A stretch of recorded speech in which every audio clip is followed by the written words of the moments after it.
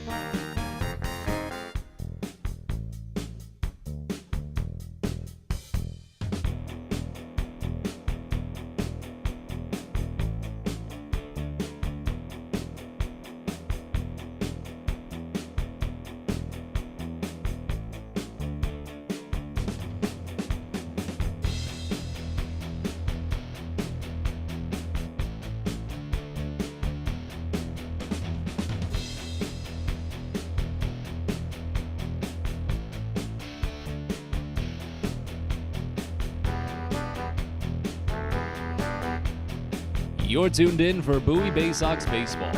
Our coverage of today's game will start soon.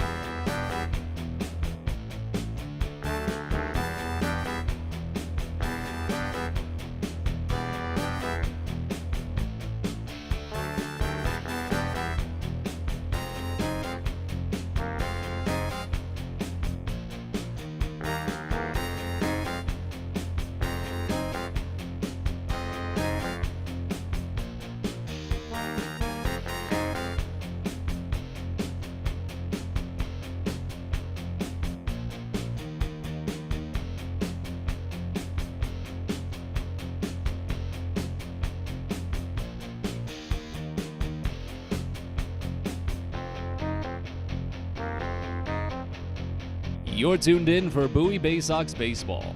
Our coverage of today's game will start soon.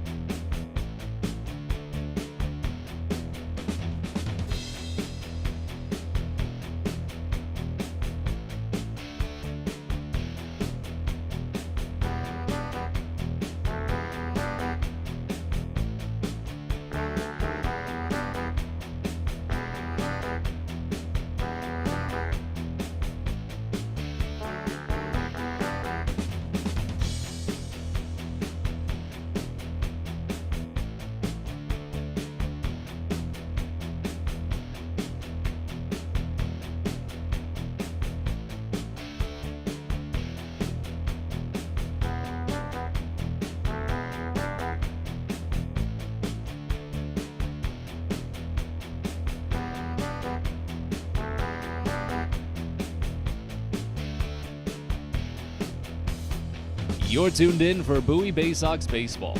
Our coverage of today's game will start soon.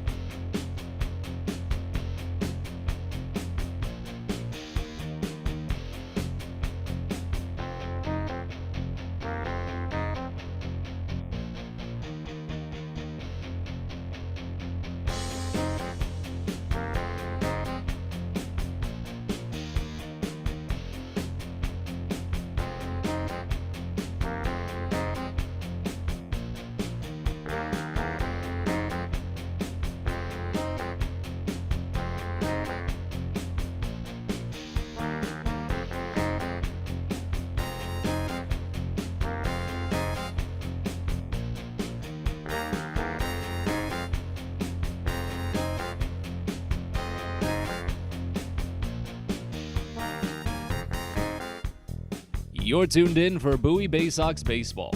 Our coverage of today's game will start soon.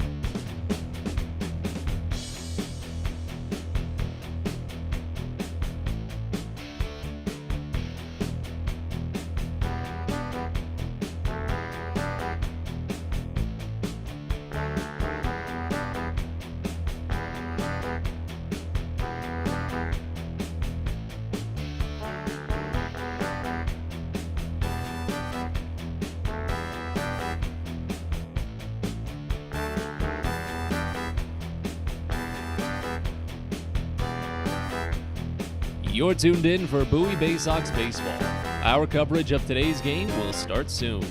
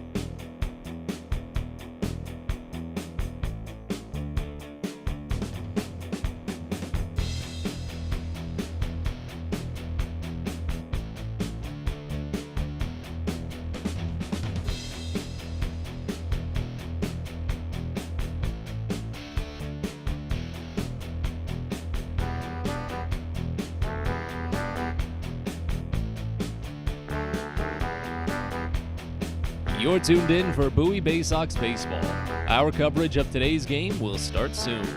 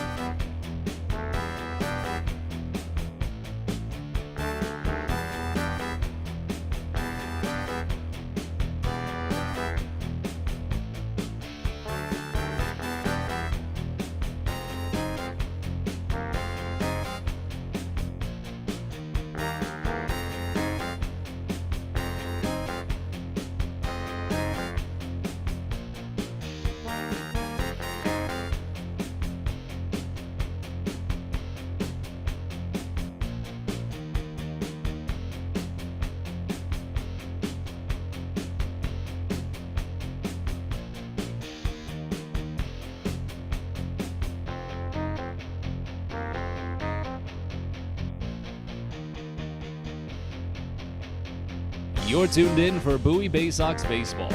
Our coverage of today's game will start soon.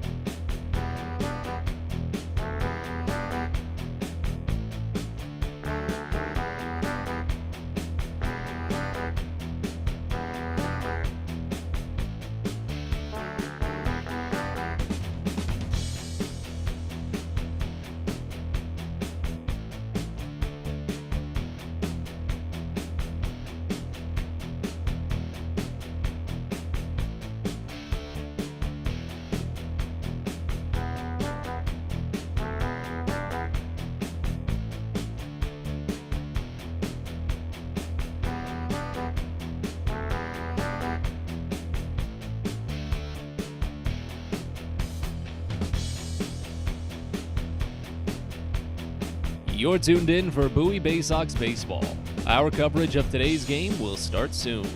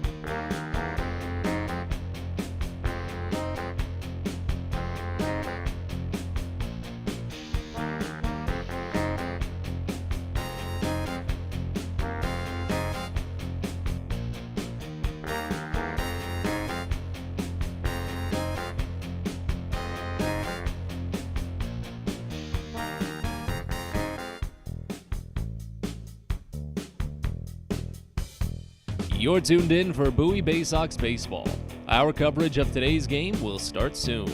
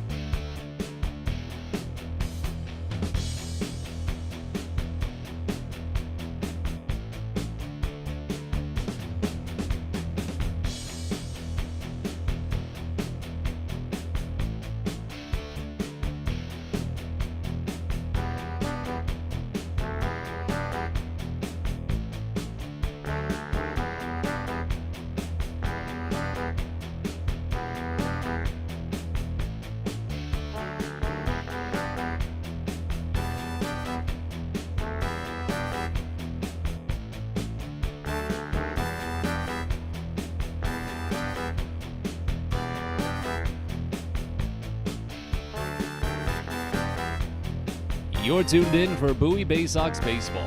Our coverage of today's game will start soon.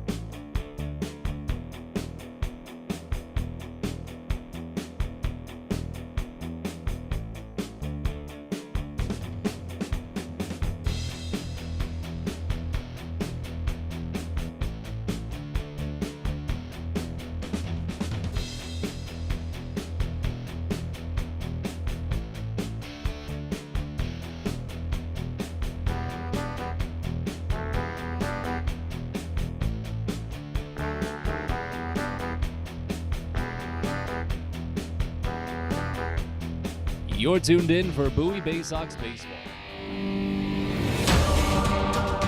Welcome to Bowie Baysox Baseball.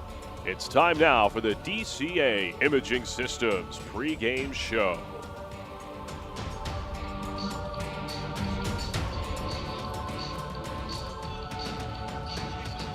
It's the DCA Imaging Systems pregame show from Prince George's Stadium. We're getting set for the fourth in this six-game series between Bowie and the Akron Rubber Ducks.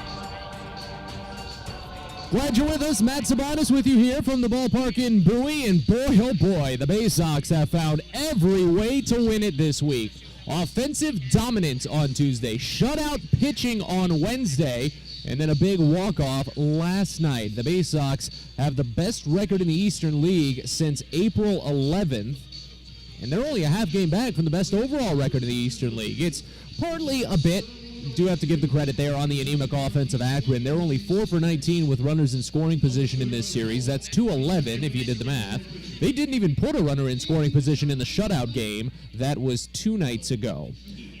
We'll see what happens today, but Akron comes into today's contest a 5-7 record, a 3-game losing streak, 5-5 over their last 10 overall, and only 1-5 in road games.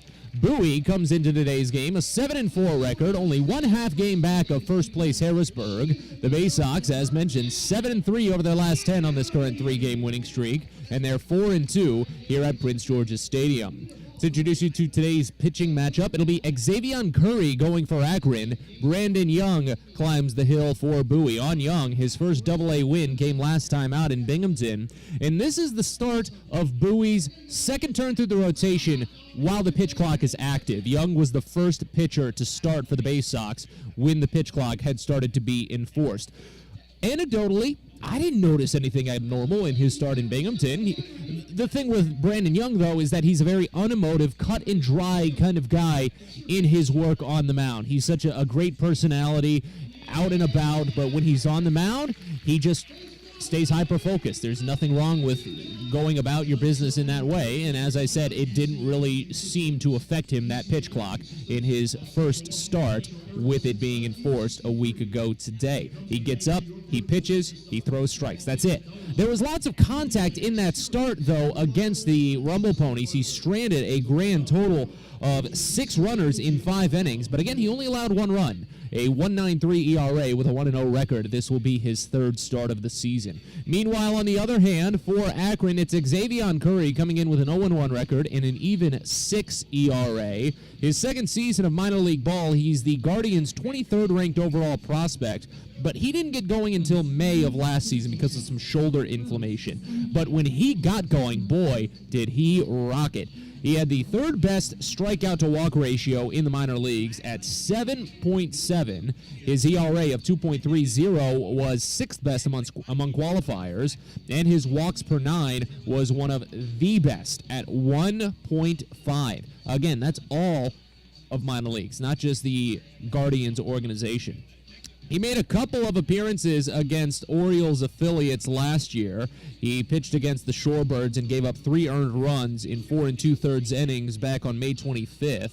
And then his previous start, he tossed a couple of innings against Erie, 4 1/3 of scoreless ball, but then gave up 6 earned. That's why you see that ERA climb so high in 4 2/3 against Reading. He's known for his changeup, as are a lot of these starting pitchers in the Akron rotation, but as mentioned, Bowie, while they have had some trouble here and there, recall they struck out 17 times at the plate on Wednesday, they've still not been necessarily hurting too much for offense. They've still been getting runs across with the total of 28 over these 3 games in this series so far. Again, Bowie just needs to win 1 of the remaining 3 to win the series. It would be their 2nd series win of the season and their 2nd in a row, and it'll be Brandon Young to get the ball to try and kickstart it. We'll step aside here on the DCA Imaging Systems pregame show. When we come back, we have a fun guest coming up. Rich Dubroff covers the Orioles for BaltimoreBaseball.com. He's down to Bowie today to chat with some of the minors while the O's are on their West Coast trip. They're playing Los Angeles tonight, the Angels, but he made the trip down here and caught up with a good handful of folks in the clubhouse, and we get his thoughts on what he might have picked up in those conversations and what his expectations are for this organization from Bowie and from the Orioles as a whole. So a great conversation with Rich Dubroff coming up next. You're listening to the DCA Imaging Systems pregame show. This is Baysox Baseball. Everyone deserves a great smile, and Rad Orthodontics is here to help you, Bowie Baysox fans. Rad Orthodontics accepts most insurance, and whether it's braces or Invisalign aligners, anyone can get the smile they've always wanted with our flexible payment options. With 2 of the country's leading orthodontists right here in the DC area, we love to see Baysox fans smile with confidence. So get that amazing smile you deserve. Visit radsmile.com today and book your free consult. That's radsmile.com for Rad Orthodontics, official smile provider of the Bowie Baysox. Sunday, May 22nd, it's a fiesta at Prince George's Stadium. For the first time this season, the Baysox will transform into El Congrejos Fantasmas de Chesapeake and face off against Los Perros Calientes de Akron as part of Minor League Baseball's Copa de la Diversión. It'll be a Latin fiesta celebration all afternoon around the ballpark, all presented by Chesapeake Employers Insurance. Get your tickets today at 301-464-4865 and online at baysox.com. From sprains to stitches, sore throats to stomach aches, and pulled muscles to poison ivy, care is around the corner at Patient First. Walk in to see a doctor from 8 a.m. to 10 p.m. every day of the year. X-rays, lab tests, and prescription drugs are on site, and most major insurance plans are accepted. For routine illnesses and injuries, Patient First is here for you. Patient First, the name fits. Patient First, proud partner of the Bowie Baysox, open 8 a.m. to 10 p.m. every day.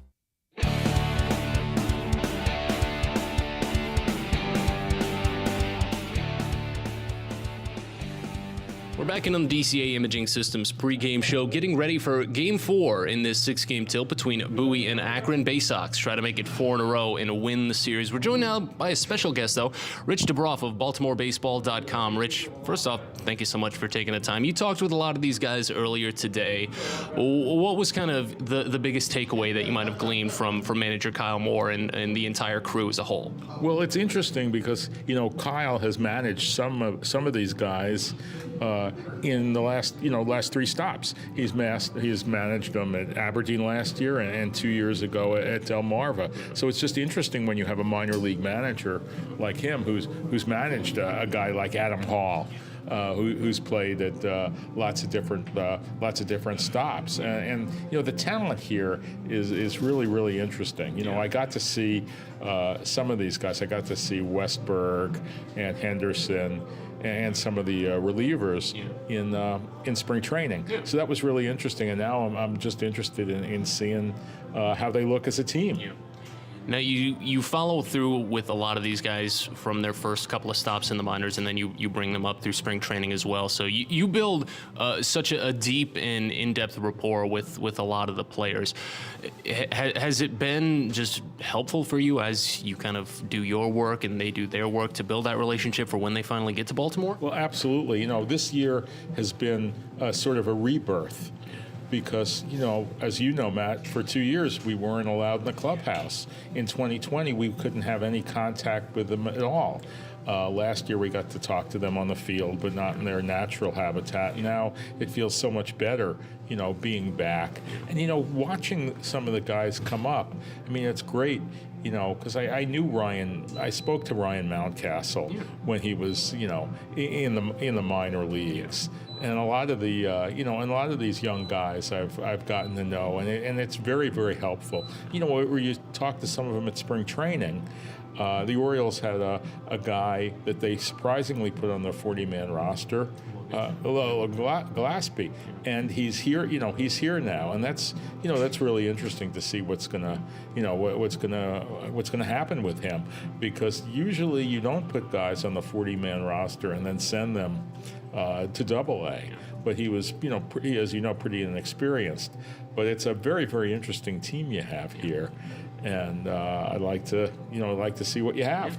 And it also really helps you to cover the entire organization as a whole, that the Orioles are one of the few major league teams that have 3 out of 4 of their minor league affiliates pretty much within a stone's throw of each other. Yeah, it really is. And, the fans are really, really interested in the minor leagues, Matt. I try, after every night game, I put in a minor league recap, and we have a special minor league Monday every week with Tard Karpovich, and then I try and go to the affiliates, every affiliate during the year to get to show the fans what's going on there. The fans are incredibly invested in this team, and while the Orioles have struggled, they're looking for better days ahead, and they look to the minor leagues. They look to Norfolk and Bowie and Aberdeen and Delmarva for those good stories. So what's it been like covering the minor leagues as they continually succeed? Has there been any specific names that you feel could make a major impact at Camden, whether it be this year or next? Well, obviously, we're going to look at Adley Rutschman and Grayson Rodriguez. Those are the two, and I think obviously Rutschman will come up first, and I think he would have been up already had he not been hurt. And Grayson Rodriguez is just doing magnificently. I mean, unfortunately, you weren't here last year to see Grayson pitch here, but I remember when he had his home debut and they had gas can night, and I've been to this park dozens of times and had never seen the park so alive. So that's great, and I know maybe you'll get DL Hall in a few weeks again, and so that'll be really interesting. And you have a really interesting guy who I'm going to see for the first time tonight, Hudson Haskin. Yes. We didn't get to see him in spring training, but we got to see as I said, Westberg and Henderson, but we didn't get to see Haskin, and he's obviously off to a great start. And he's not getting a lot of the publicity like some of the other outfielders, because Colton Cowser is at Aberdeen, and Kyle Stowers, who played here last year, is up at Norfolk. So that's somebody who I'm really interested in seeing tonight. I did get to see one Grayson start when, as mentioned, I was with the Erie Seawolves last season. He came up to UPMC Park and struck out 12. Had no issue just tearing through the lot. He's going to make a fantastic big league pitcher soon. Again, here with Rich Dubroff of BaltimoreBaseball.com, and you mentioned Haskin. You chatted with him a little bit earlier today. Could you give us like a quick little insight about what he might have had to share on his approach the past couple of days? Well, he worked really hard in the offseason, hit the weight room, looked at a lot of tape.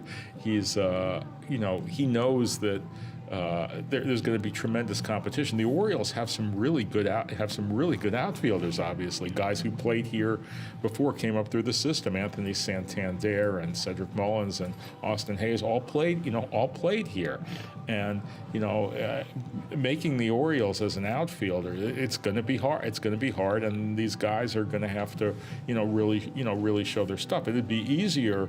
It's going to be easier for pitchers because the pitching staff obviously in Baltimore isn't as strong, but the outfielders are really terrific. But the system has so many good ones, and then when you look at the infielders, well. I think a year from now, some of these guys who are here now, and I should have mentioned Joey Ortiz. He's come such a long way. And, he was a high draft choice, but because they drafted so many infielders over the last couple of years, he kind of got lost.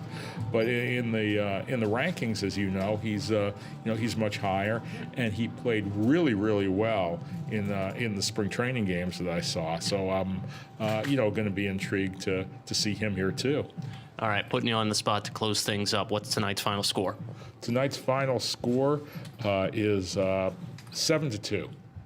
I'll take it. Nice 5-run, easy cruising victory tonight. Rich, thank you so much for the time. My pleasure. Thanks for having me, Matt. Rich Dubroff from BaltimoreBaseball.com. We'll step aside, be back in a bit on the DCA Imaging Systems pregame show and walk through the lineup in depth. You're listening to Baysox Baseball. Are you interested in beginning or expanding on a career in the pipe fitting, pipe welding, or HVAC service industry? Are you interested in a career path that will set you up for life without experiencing any college debt? If you are interested in these things and you live in the D.C. area, the Steamfitters UA Local 602 Apprenticeship Program is the best choice for you. For more information about our apprenticeship program and how to apply, please visit steamfitters-602.org. That's steamfitters-602.org. Pest Now is proud to partner with the Bowie Baysox and provide their pest control services. For all your residential and commercial pest control needs, call Pest Now. For general pest control, termite control, mosquito control, and all other pest control services, call Pest Now. You can reach us at 301-231-8300 or visit us online at www.pestnow.com.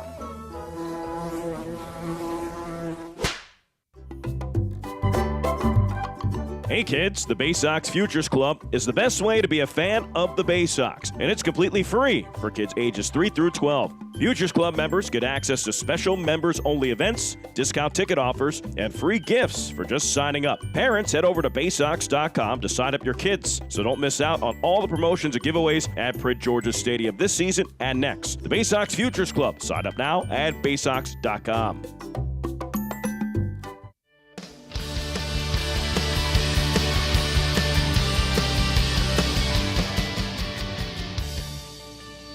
Back to Prince George's Stadium as we continue with the DCA Imaging Systems pregame show. Matt Sabatis with you. Let's take this opportunity to walk through the lineups in depth for both sides. Akron comes up with Jose Tena and George Valera to open it up. Spoiler alert before we get too deep. It's a lot of lefties. That's what Akron's been going with this whole season.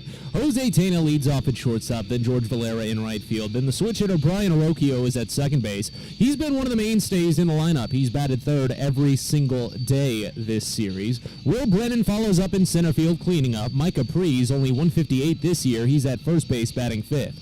Julian Escobedo, he has played in a different slot every single game. He was leading off yesterday, and in yesterday's game he went 1 for 4 with a single and a run scored, but he's batting sixth in left field today. Marcos Gonzalez, the DH, bats seventh. Daniel Schneemann at third base bats eighth. He's only batting 188 this season.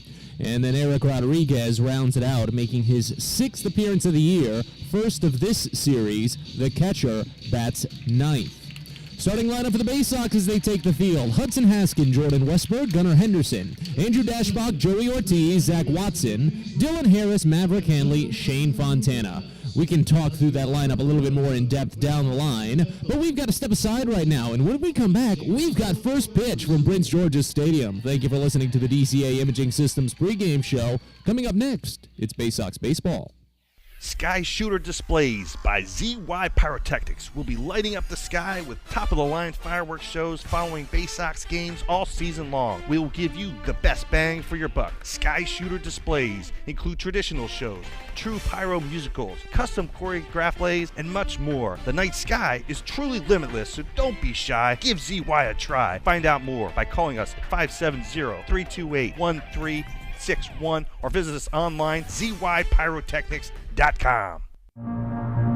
At DCA Imaging Systems, we provide a tenured team of office technology professionals ready to be your trusted advisors. From document creation, output devices, scanning and workflow, to document security and storage, we understand people print, not printers. Give DCA Imaging a call, 301-577-1021, or find out more about how we can help you. DCAimaging.com.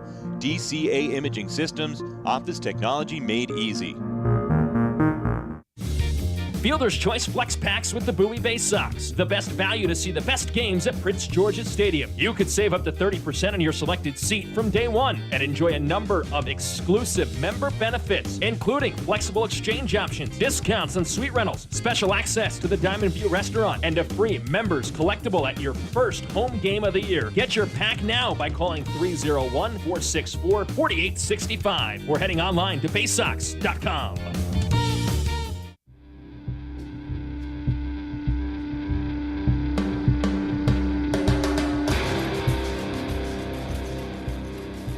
It's time for Bowie Baysox Baseball.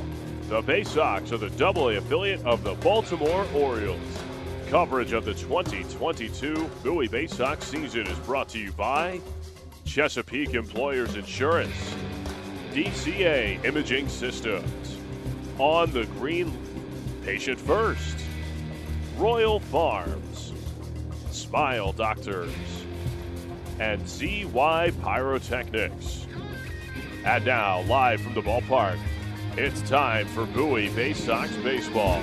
We're ready to go from Prince George's Stadium. Game 4 in this 6-game series between the Akron Rubber Ducks and your Bowie Baysox. Matt Sabatis with you from the ballpark in Bowie, and as Brandon Young warms on the mound for the Baysox, the starting lineup for the Akron Rubber Ducks he'll face looks like this. Leading off at shortstop, you've got Jose Tena, followed by George Valera in right field batting second. Brian Arocchio is at second base batting third. Will Brennan in center field cleans up. Mike Capri's at first base bats fifth. Julian Escobedo is at left field batting sixth. Marcos Gonzalez, the designated hitter, bats 7th. Daniel Schneemann at third base bats 8th. And Eric Rodriguez is the catcher today, batting 9th.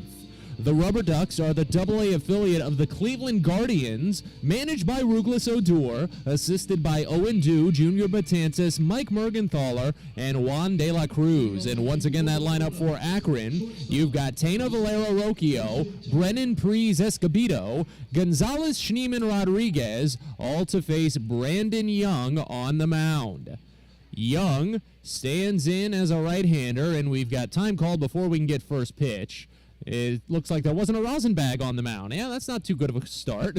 Young was searching around for it. He's found it now. They had to retrieve it from the Baysox dugout. But now that they've got that, we will be ready to go as the left-hander Tena digs in for the first offering. Baysox trying to make it 4 in a row after winning the first 3 of this set. First pitch comes home. It's a called strike on the upper inside corner at 7:06. A very beautiful 70-degree, partly cloudy day here in Bowie. Next pitch is a swinging strike. Breaking ball down and away, and the count goes quickly to 0-2 here on Tena, who's batting .238 this season. Next pitch, swinging a slow bouncer, picked at the chest by the first baseman Dashbach. He underhands to the pitcher covering, and Young retrieves it, steps on the bag for the first out. 3-1 is how we get started here at Prince George's Stadium. Starting defensive alignment for the Baysox, from left to right in the outfield, you've got Dylan Harris, Hudson Haskin, and Zach Watson. Jordan Westberg is at third base today, Gunnar Henderson at short, Joey Ortiz at second, and Andrew Dashbach is at first. Maverick Hanley does the catching behind the dish for Brandon Young on the mound. In steps George Valera, left-hander. First pitch is a swinging, bouncing ball to the right side, 0-1 to open. Valera on the season, a .258 average, .968 OPS. Brandon Young, a 6'6", 210-pound, 23-year-old right-hander from Lumberton, Texas. Here's the 0-1 pitch. Check swing, misses away, and the count goes even at a ball and a strike here on Valera. 4 for 11 in this series so far is Valera. Next pitch from Young. Breaking ball called for strike on the upper half of the zone, and the count goes to a ball and 2 strikes now. I mentioned it in the pregame show that this is the first time that a starting pitcher uses the pitch clock twice for Bowie this season. Next pitch misses up and away. Count goes even at 2, as Young was the first starter for Bowie once the pitch clocks had been enforced this past Friday. Here's the 2-2. Check swing. Oh, just barely missed. Maybe a bit away. And the count goes full here with bases empty and 1 away in a scoreless top of the first. Here's the 3-2. Swing and a miss. He got him. Chasing on a breaking ball up and away. And that's the first strikeout of the day for Brandon Young. 10th overall this season. And there's 2 gone here in the first inning. Here's the switch hitter, Brian Orocchio, batting left-handed.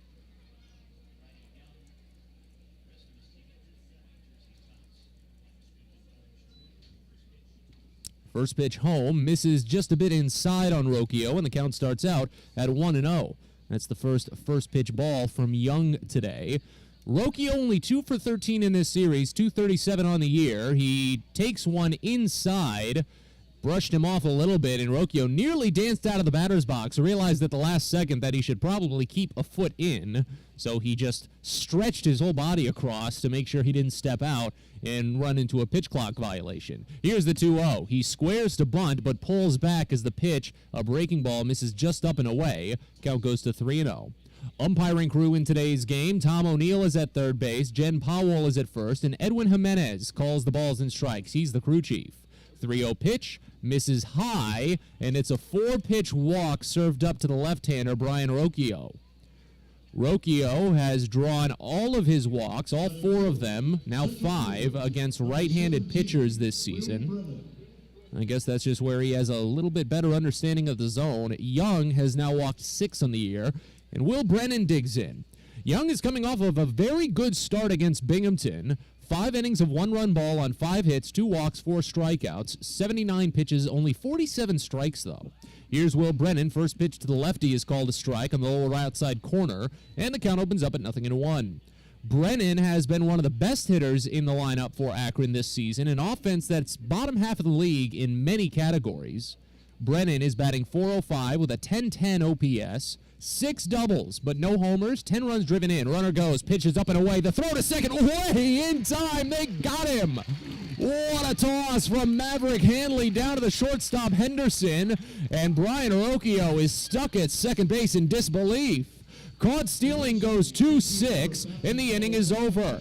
Young faces the minimum with Brennan still at the plate, and as we go to the bottom of the frame here at Prince George's Stadium, it's Akron nothing. Baysox coming on up. You're listening to Baysox Baseball. From bug bites to burns, fevers to flu, and bruises to broken bones, care is around the corner at Patient First. Walk in to see a doctor from 8 a.m. to 10 p.m. every day of the year. X-rays, lab tests, and prescription drugs are on site, and most major insurance plans are accepted. For routine illnesses and injuries, Patient First is here for you. Patient First, the name fits. Patient First, proud partner of the Bowie Baysox, open 8 a.m. to 10 p.m. every day. It's not baseball season without fireworks, and you can always count on the biggest and best at Prince George's Stadium.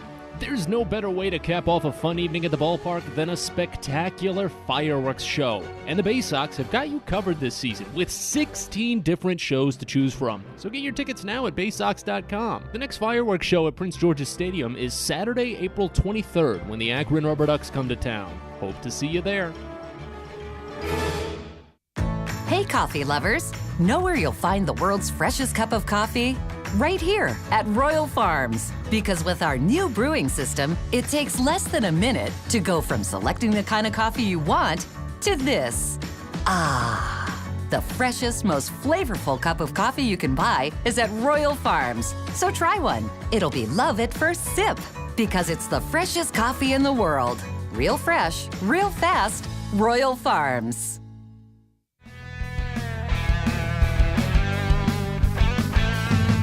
The first here at Prince George's Stadium, a scoreless game as Xavier Curry warms on the mound for Akron. A quick run through of the Baysox lineup he'll face. It's Hudson Haskin to lead off in center field. Jordan Westberg and Gunnar Henderson follow. Andrew Dashbach, Joey Ortiz, and Zach Watson after that. It rounds out with Dylan Harris, Maverick Hanley, and Shane Fontana to face the right-hander Curry on the mound.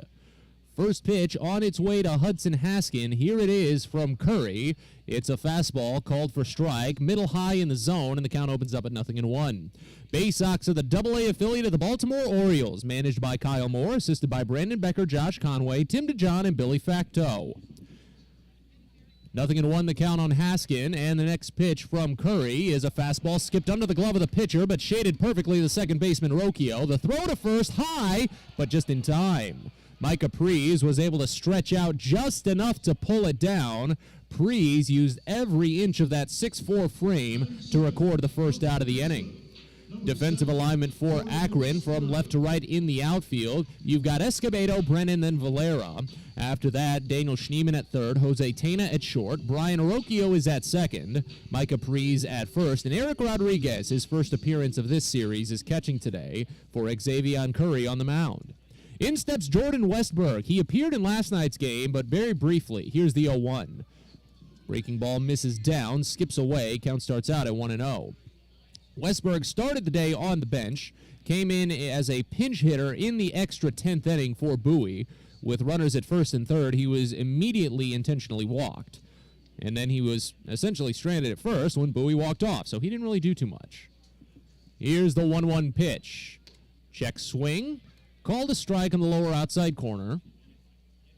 Check that, the count goes to 1-1 now. 282 average for Westberg, a 1081 OPS. 4 home runs, 10 runs driven in. Those 4 homers tied for the team's lead. Here's the 1-1. Called a strike on the outside half. Now the count goes to 1-2.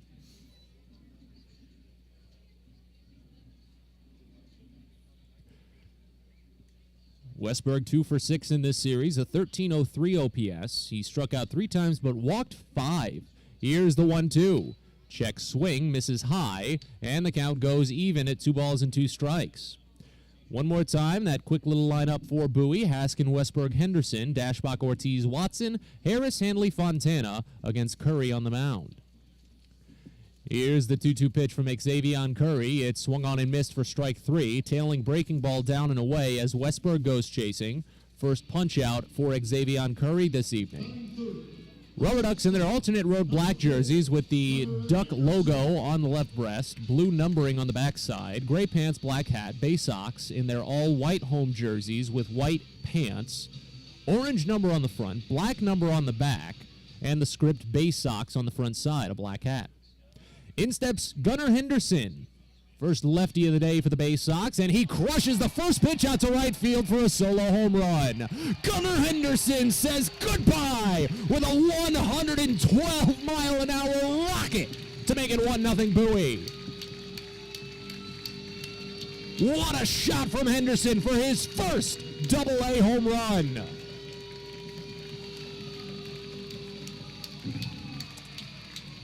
A cathartic step on home plate for Henderson as he dabs everyone up, headed back into the dugout, and gives Bowie the early advantage. That's the second home run allowed by Curry in just, so far, 9 2/3 innings of work this season. Here's Dashbach, first pitch. Slider called a strike on the lower outside corner, and the count opens up at 0-1. Dashbach on the season, a 2.06 average. He has 2 home runs. Both of them came in the Binghamton series. Here's the next pitch. Slider again. This one misses away, and the count goes even at a ball and a strike on Dashbach. So now both of Henderson's home runs at this level, while he only has 1 official in Double-A, they've both been against Akron. Here's the 1-1. Misses high. Count goes to 2-1. Because recall, his first, in quotes, Double-A home run came in the Double-A Northeast Championship Series. They don't count it as your first unless it's regular season. Here's the 2-1 pitch to Dashbach. Swing and a miss, went chasing on a fastball middle high, and the count evens at 2. Bases empty, 2 away here in the bottom of the first inning, but an early 1-0 advantage for the Baysox. Gunnar Henderson's rocket shot to right field, getting the job done early. Here's the 2-2 to Dashbach. It's just ticked foul.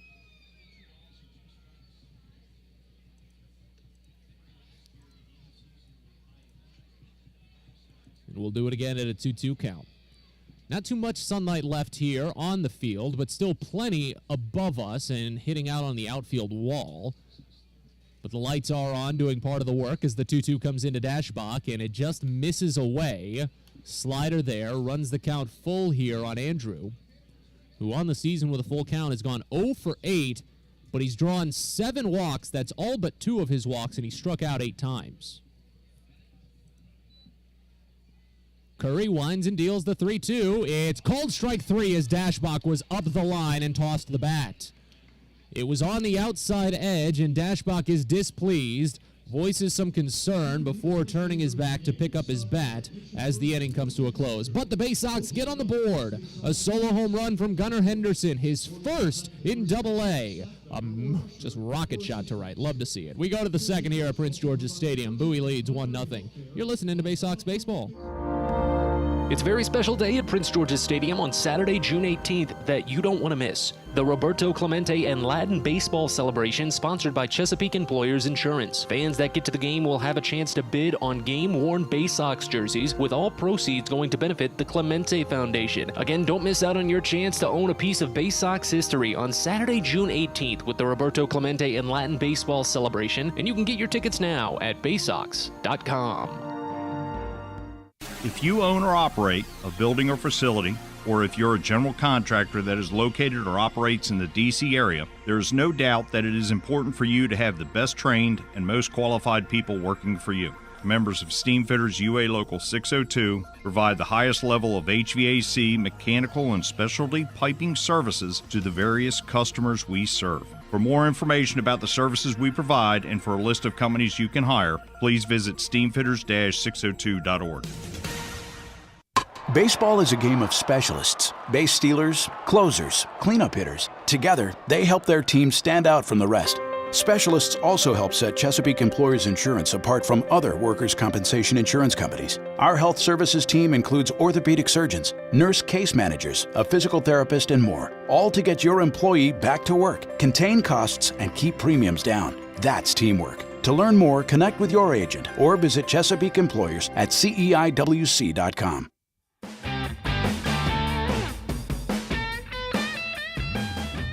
We're on to the second inning here at Prince George's Stadium. A 1-0 Bowie lead off of the bat of Gunnar Henderson. A rocket shot to right field for his first AA home run. And as Brandon Young gets back to work, he fires a first pitch strike into Will Brennan. It's 0-1 to get things started here. Matt Sabatis with you from Prince George's Stadium. It'll be Will Brennan, Mike Capriz, then Julian Escobedo as this next pitch is flown out to center field, but on a line to Hudson Haskin. He hovered in a bit of a circle for a quick second, but didn't have to move too far in total, and there's one gone to get things going. So far, Young has faced the minimum. He walked a batter with 2 outs in the first, but that was Brian Rocchio, who got caught stealing for the first time this season. That's the second potential stolen base that Maverick Handley has thrown out this year. Now it goes to Preece. First pitch, the left-hander watches breaking ball called for strike on the bottom half. Count opens up at 0-1. Preece on the season, a 158 average, a 417 OPS. They reset the pitch clock for just a brief moment. But I've mentioned it, Young, he already works fairly quickly. Next pitch, swinging a bouncer over towards second. Ortiz shifts to his right about 3 feet, gobbles it up, and sidearms to first for the 4-3 putout. 2 gone.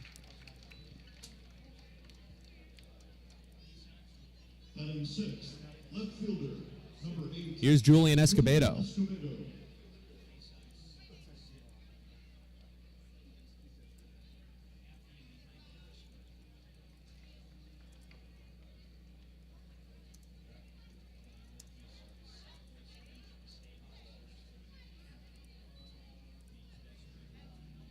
Quick time called and an automatic strike given to Julian Escobedo. He didn't get set in the box fast enough, and it's 0-1 to start before Brandon Young even throws a pitch. First pitch is finally on its way, if you can call it that, and it's swung on and missed for what's now strike 2. Does an automatic strike, I imagine that doesn't get applied to the pitcher's pitch count. Here's the 0-2 pitch. Popped up on the infield, left side, backing up on it the shortstop Henderson. He has plenty of time to set up camp, build a fire, and make some s'mores under it before he brings it in. 3 up, 3 down inning for Brandon Young, and as we go to the bottom of the frame here at Prince George's Stadium, Bowie still leads 1-0. You're listening to Baysox Baseball.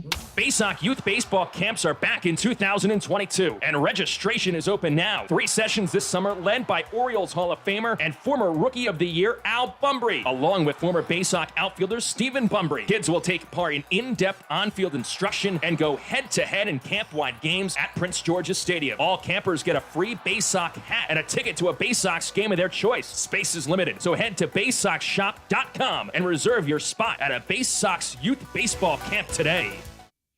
Sky Shooter Displays by ZY Pyrotechnics will be lighting up the sky with top-of-the-line fireworks shows following Baysox games all season long. We will give you the best bang for your buck. Sky Shooter Displays include traditional shows, true pyro musicals, custom choreographed plays, and much more. The night sky is truly limitless, so don't be shy. Give ZY a try. Find out more by calling us at 570-328-1361 or visit us online, zypyrotechnics.com. On the Green Incorporated is your lawn care team, providing professional organic-based lawn care programs for residential and commercial lawns. Our lawn care programs provide ballpark quality results. Each service is custom tailored with guaranteed results for even the toughest lawns. On the Green also offers outdoor pest control services. Mosquitoes, ants, ticks, and more. Safely and effectively control insects and enjoy the outdoors this summer with On the Green Incorporated. Go to onthegreeninc.com.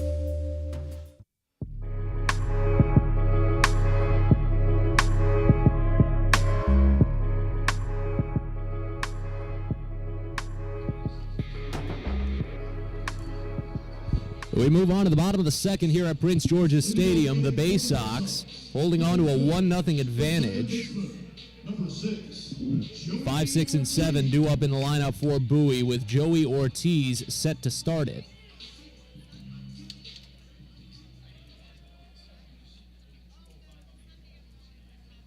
Righty on righty as Xavier Curry gets back to work, and the first pitch is popped up, foul, third base side. Tailing on it is Schneemann. Does he have room? No. That one ricochets off of a seat back, and we'll start out with a 0-1 count on Ortiz, who's batting .205 this season. 589 OPS, 3 doubles, a triple, no home runs, 9 runs driven in. Ortiz is 2 for 8 overall in this series.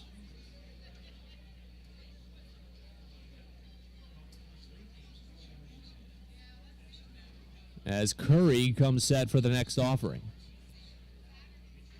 On its way. Check swing, called a strike, breaking ball on the outside edge, and the count goes to 0-2. Curry's got a very long delivery. It's nothing too complex, but he just takes an extra half step backwards with his front foot, steps it forward again, and then kicks and fires. Next pitch is tipped foul off the top of the wood and back to the screen, and the count holds at 0-2. Well, I should correct. He doesn't take an extra step forward, but he does.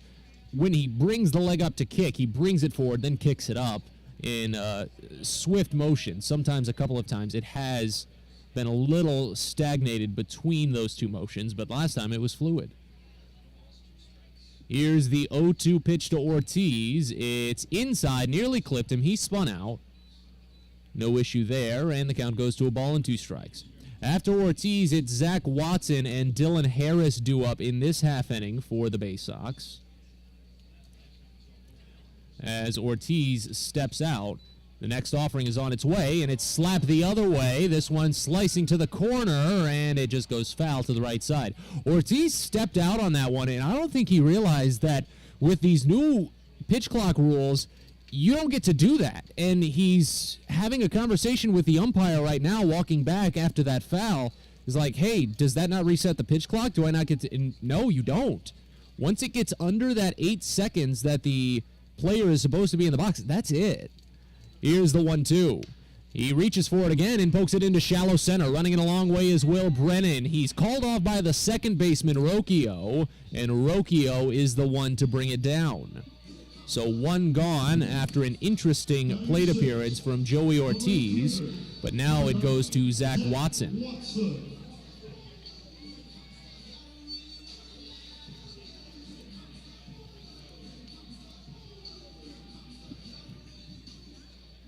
Watson, 2 for 7 in this series, a .212 average, 553 OPS.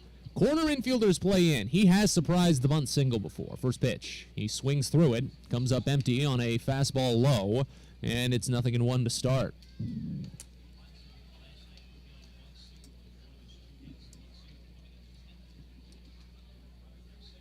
Corner infielders back up just a pinch. Now that the count's 0-1, the next pitch is bounced over toward third. On a knee, a good grab by Schneemann. He uprights and fires to first in time. Schneemann's lucky he backed up on that one, because if he hadn't, it probably gets by him.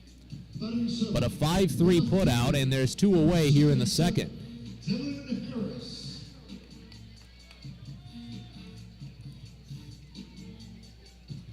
Now in steps Dylan Harris.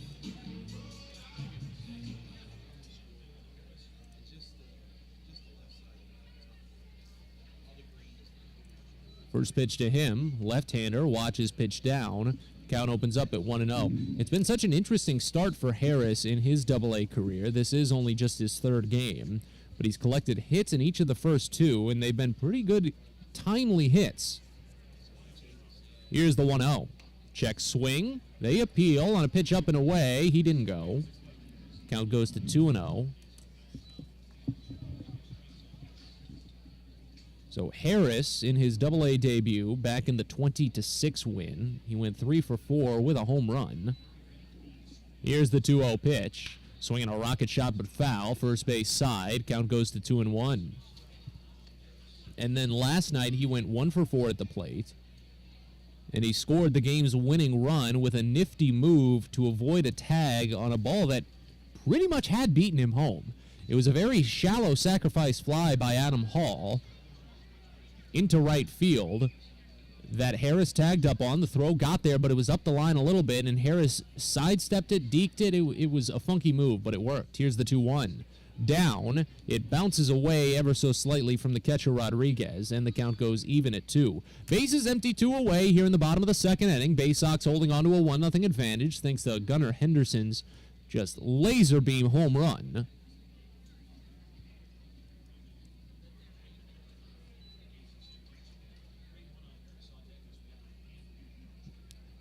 Here's the next pitch to Harris, is lifted high and deep out to left field, backing Escobedo, but he looks to have it squared. He'll bring it in about a half foot in front of the warning track. So 3 up, 3 down go the Baysox here in the second. And as we move to the third at Prince George's Stadium, Bowie holds on to a 1-0 advantage. You're listening to Baysox Baseball. At DCA Imaging Systems, we provide a tenured team of office technology professionals ready to be your trusted advisors. From document creation, output devices, scanning and workflow, to document security and storage, we understand people print, not printers. Give DCA Imaging a call, 301-577-1021, or find out more about how we can help you. DCAimaging.com. DCA Imaging Systems, office technology made easy. It takes time to get rich, flavorful coffee beans from the lush mountain regions of Colombia and Brazil to Royal Farms. But less than a minute to get yourself a delicious hot cup of the finest and freshest coffee in the world. Because Royal Farms' new Swiss-made coffee machines grind those rich, flavorful coffee beans and brew them one magnificent cup at a time. It's why Royal Farms makes the freshest and best coffee in the world. Real fresh, real fast. Royal Farms. Get your gear and memorabilia from your favorite Baysox players and future stars of the Baltimore Orioles at the Tackle Box Team Store. Jerseys, hats, autographed bats and balls, all at great prices. Located right at the main gate at Prince George's Stadium and online at BaysoxShop.com, the Tackle Box is the only place to get the best Baysox gear for you and your favorite fan. It's the Tackle Box at Prince George's Stadium and at BaysoxShop.com.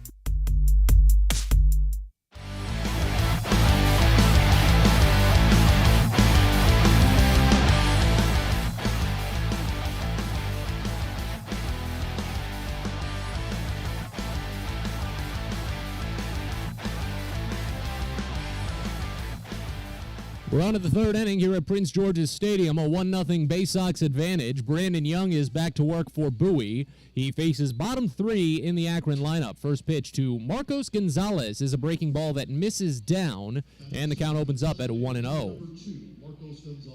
Gonzalez, the designated hitter today, only his second appearance in this series. He went 1 for 4 yesterday, 1-0. Called a strike on the outer half, and the count goes even at 1. He's only 4 for 12 overall this season. This is just his 6th game. 762 OPS. No homers, 2 runs driven in. Here's the 1-1 from Young. Curveball lifted high and deep out to left. Harris has his back to the infield. Squares it up at the wall. He hops, but he can't get there. It's over his head and gone. A solo home run for Marcos Gonzalez. His first of the season. Only the 5th for Akron as a team. And it ties this game at 1 here in the top of the third inning. Harris had that one lined up, squared up, everything perfectly. It was just a little too high. So Gonzalez ties this at 1 as Young allows just his 2nd home run of the season. Coming up here in his 12th overall inning. And now Daniel Schneemann steps in. Righty on lefty, first pitch. Lifted foul, left side, and the count opens up at 1-0. It's the first home run that Young has given up to a right-handed batter this year. Previous home run was to a lefty. Schneemann on the year, a 188 average, only a 485 OPS. No homers or runs driven in. The 0-2 lifted high but foul, third base side again. Running on at Westberg, but he'll stop before the warning track. That one gets out. And the count quickly to 0-2. Bases empty, nobody out here in the top of the third inning. A 1-1 ball game, each side collecting a solo home run. Here's the 0-2 pitch. Curveball lifted into shallow center. No, it carries a bit, but Hudson Haskin has no problem pulling it in. He was taking about 2 steps in, then turned around, took about 5 steps out. And there's one away here in the third. Young last season, when he split his time between Delmarva and Aberdeen, gave up 8 home runs, over 84 in a third innings of work. So the early pacing right now is that maybe a little more this year. But again, it is still just his third start. Here's Eric Rodriguez. First pitch to the catcher is called a strike in the bottom half. It's 0-1. Back-to-back first pitch strikes for Brandon Young, and he's delivered to 5 of the last 6 batters. Next offering is crushed foul, third base side and out. That one will probably touch down on the rooftop of the Akron clubhouse. It does. 0-2. Rodriguez only 1 for 11 this season, as mentioned, his first appearance this series. Next pitch, slider misses down and away, and the count goes to a ball and 2 strikes now. After Rodriguez, it goes back to the top of the lineup in Jose Tena. Here's the 1-2. Fouled off, back to the screen. You know, the prevailing story around minor league baseball, especially among employees and folks in the media, has been the just, you could call it success of the pitch clock, but just the effects of it. The effects of the pitch clock and what it's done to game time is the 1-2 is down low for ball 2. The count evens on Rodriguez. And I started to realize today that it does really hasten things for the players. It makes things a bit difficult. The 2-2 lasered over to third, grabbed on a diving bounce by Jordan Westberg. Uprights, fires to first, and it's there. What a deal by Westy at third. He thought that was the third out of the inning. He got about halfway past second base before he realized he had to turn around. So, one good play, one gaff. Fortunately, the gaff came on something inconsequential, but what a play by Jordan Westberg as he laughs it off, heading back to the dugout. Heading back to third, I should say. I got caught up in it, too. Back to the top of the lineup in Jose Tena. First pitch. He bounces this one past first and into right field, a base hit. Andrew Dashbach was frozen on it. He thought Joey Ortiz could get there, but Ortiz was shaded a little bit too far to the left of the bouncing ball. And it's a 2-out single for Jose Tena. That's just his 3rd hit in this series and his 15th at-bat. So 2 hits in this frame for Akron. I mentioned it. Brandon Young danced around base runners all day when he was in Binghamton a week ago today. So this is no different for him. Here's Valera. First pitch to the lefty is called a strike on the upper outside corner. The count opens up at 0-1. Valera struck out swinging back in the first inning. And I realized as some of these pitchers were talking about the pitch clock and its effects on the game, as there's a pickoff throw back to first, 0-1 to start. We were chatting with a reporter from USA Today this afternoon, and he brought up a good point, something that I feel like should have been done and was maybe a little bit overlooked when implementing the pitch clock rules entirely. The 0-1 on its way. Valera watches a curveball called for strike, middle, and the count goes to 0-2. That PitchCom system that they're already using in the major leagues, a small little series of buttons on the wrist guard of the catcher and an audible readout for the pitcher to avoid signs, to speed that up. Here's the 0-2, swinging another bouncing ball to the right side. This one picked by Dashbach, and he can easily trot over to the bag and retire Valera with the unassisted putout. But Akron ties the game on a solo home run by Marcos Gonzalez to open up the frame. As we move to the bottom of the third, it's 1-1 Akron and Bowie. You're listening to Baysox Baseball. Most people don't know what a steam fitter is. More importantly, what we do and how much it impacts you. Just take a moment to think about what your world would look like if you didn't have the ability to generate electricity, to have heating or air conditioning, microchip production, internet service, web-based storage, cellular service, and frozen or refrigerated produce. Could you imagine? And these are just some of the things that we impact. Please visit steamfitters-602.org and let's talk about how we can bring value to you. Nitro Circus is back with an all-new tour coming to Prince George's Stadium on Sunday, June 5th. Fueled by new athletes, new tricks, and the craziest contraptions, the Good, Bad, and Rad Tour presented by A-Shock marries the sketchy, scary, and cringe-worthy dangers of big air action sports to the hilarious comedy of Nitro's lunatic daredevils who risked their lives to send it. Bowie, it's going down at Prince George's Stadium on Sunday, June 5th. Tickets as low as $35 are on sale now at Baysox.com. It's the largest Bark in the Park event of the year on Sunday, April 24th, as the Baysox play Akron. Not only do you get to bring your furry friend to the ballpark, you can enjoy interactive exhibits and vendors from the local community. And if you've been thinking about getting a dog, you can find a new best friend at an adoption event during the game. Tickets available now for Bark in the Park on Sunday, April 24th at 301-464-4865 and online at Baysox.com.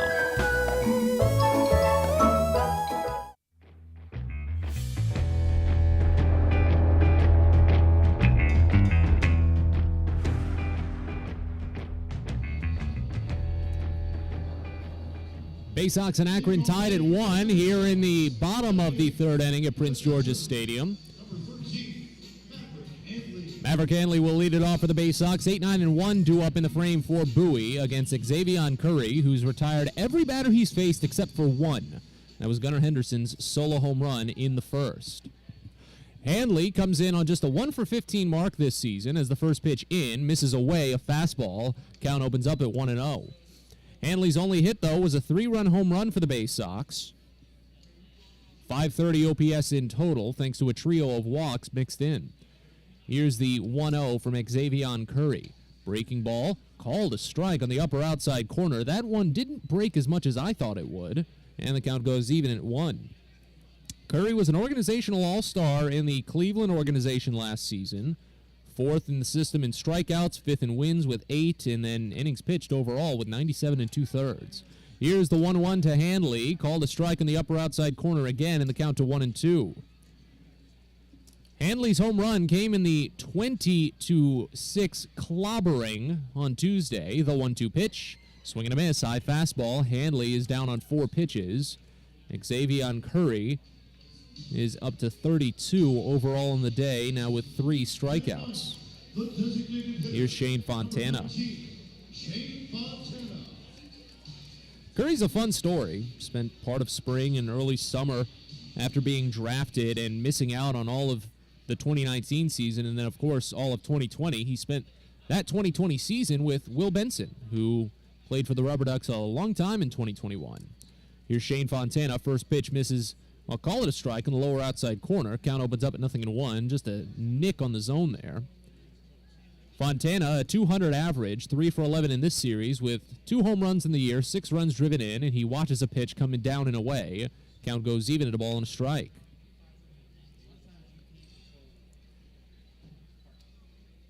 So Curry is actually good friends with Will Benson. They grew up together.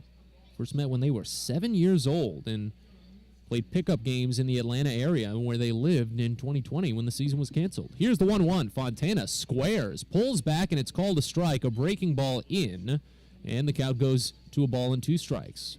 Corner infielders can back up now to a reasonable pace because I can't imagine he'd surprise a bunt with 2 strikes now and the base is empty.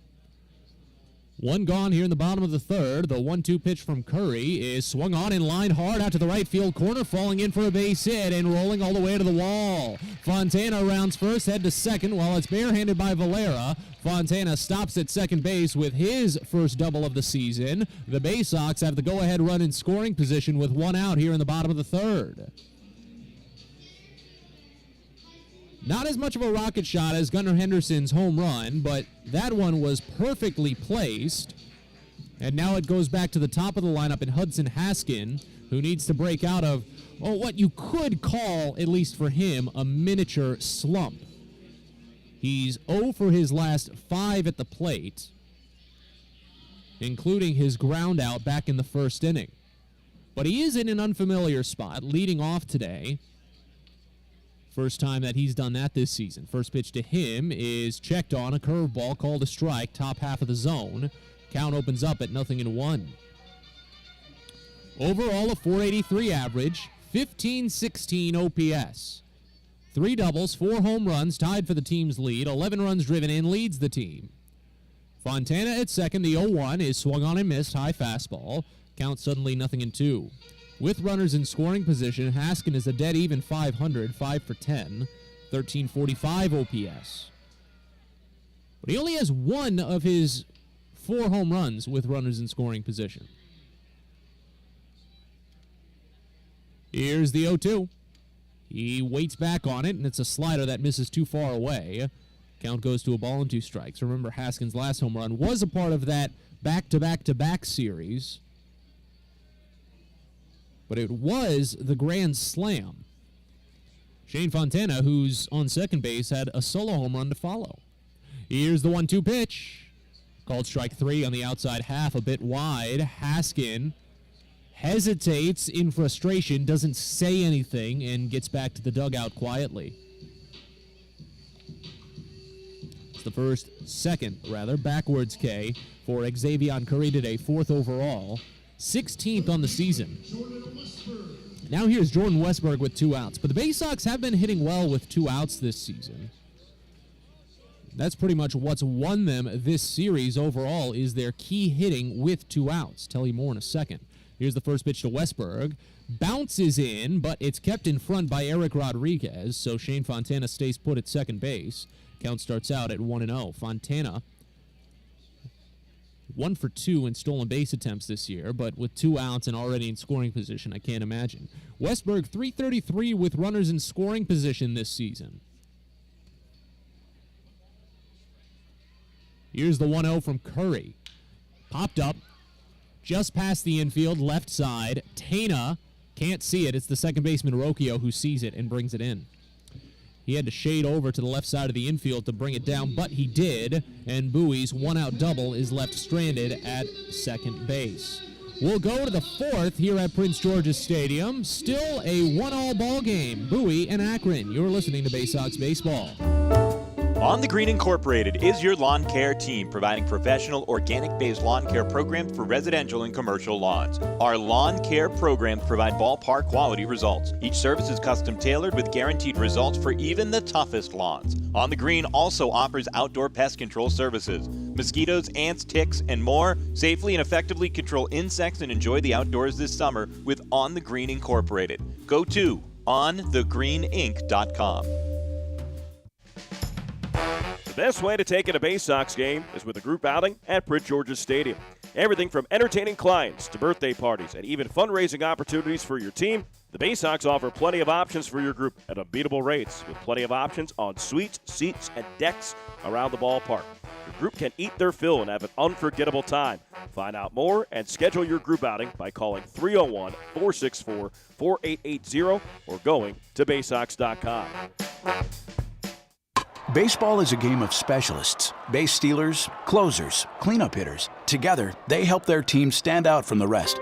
Specialists also help set Chesapeake Employers Insurance apart from other workers' compensation insurance companies. Our health services team includes orthopedic surgeons, nurse case managers, a physical therapist, and more, all to get your employee back to work, contain costs, and keep premiums down. That's teamwork. To learn more, connect with your agent or visit Chesapeake Employers at CEIWC.com.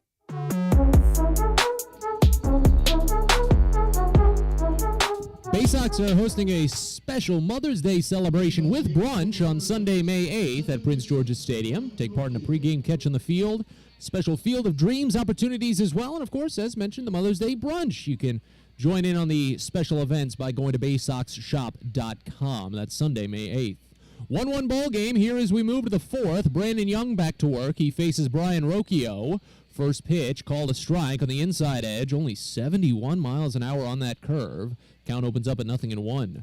Rocchio walked in the first inning, but was caught stealing second base. Here's the 0-1 pitch. Just nicked foul, hits off of the mask of Maverick Handley, and trickles back to the warning track. It's 0-2. After Rocchio, it's Will Brennan and Mike Capriz due up in this inning.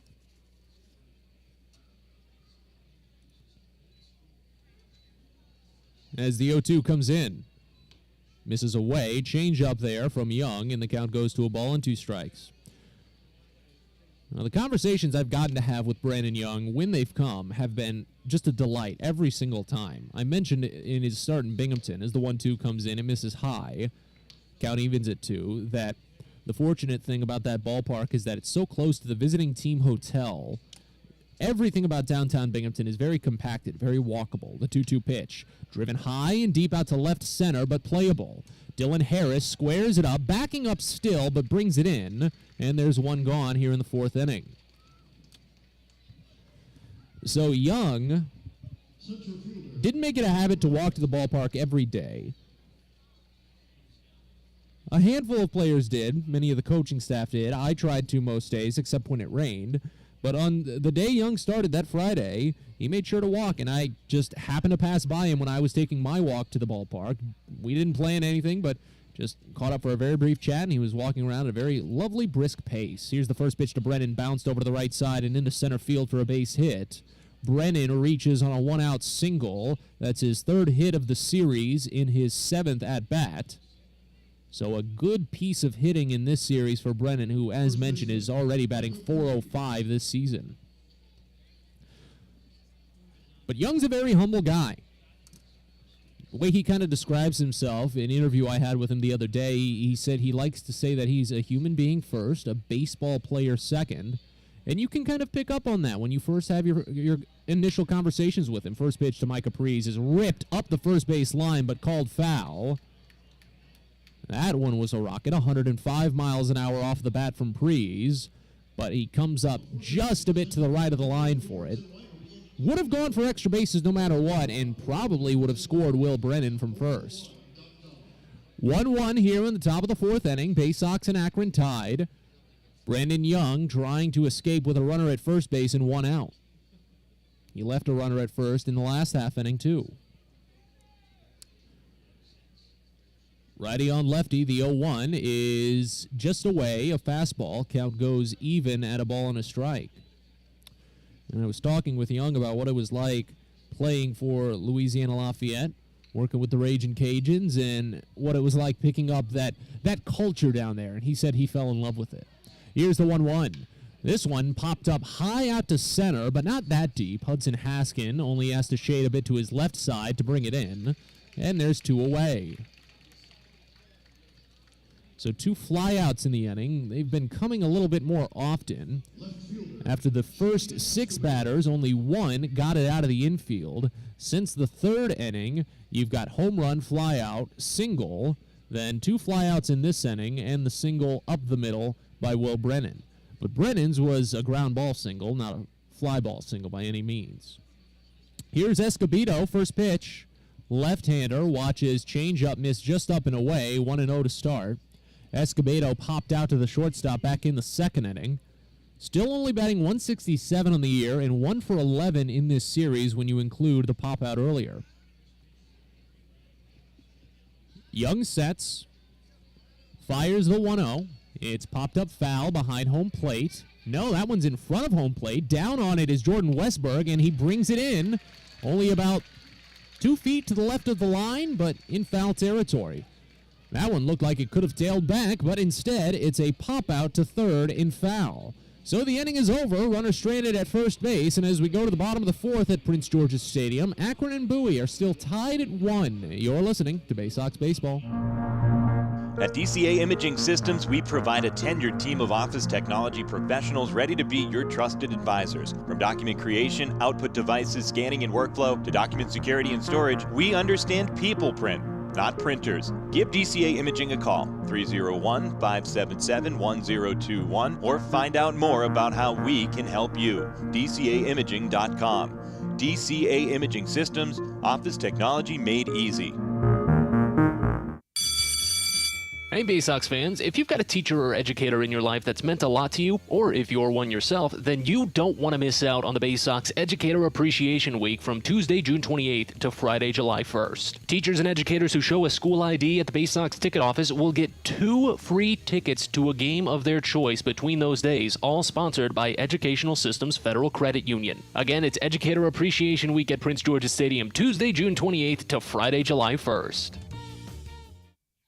Sky Shooter Displays by ZY Pyrotechnics will be lighting up the sky with top-of-the-line fireworks shows following Baysox games all season long. We will give you the best bang for your buck. Sky Shooter Displays include traditional shows, true pyro musicals, custom choreographed plays, and much more. The night sky is truly limitless, so don't be shy. Give ZY a try. Find out more by calling us at 570-328-1361 or visit us online, zypyrotechnics.com.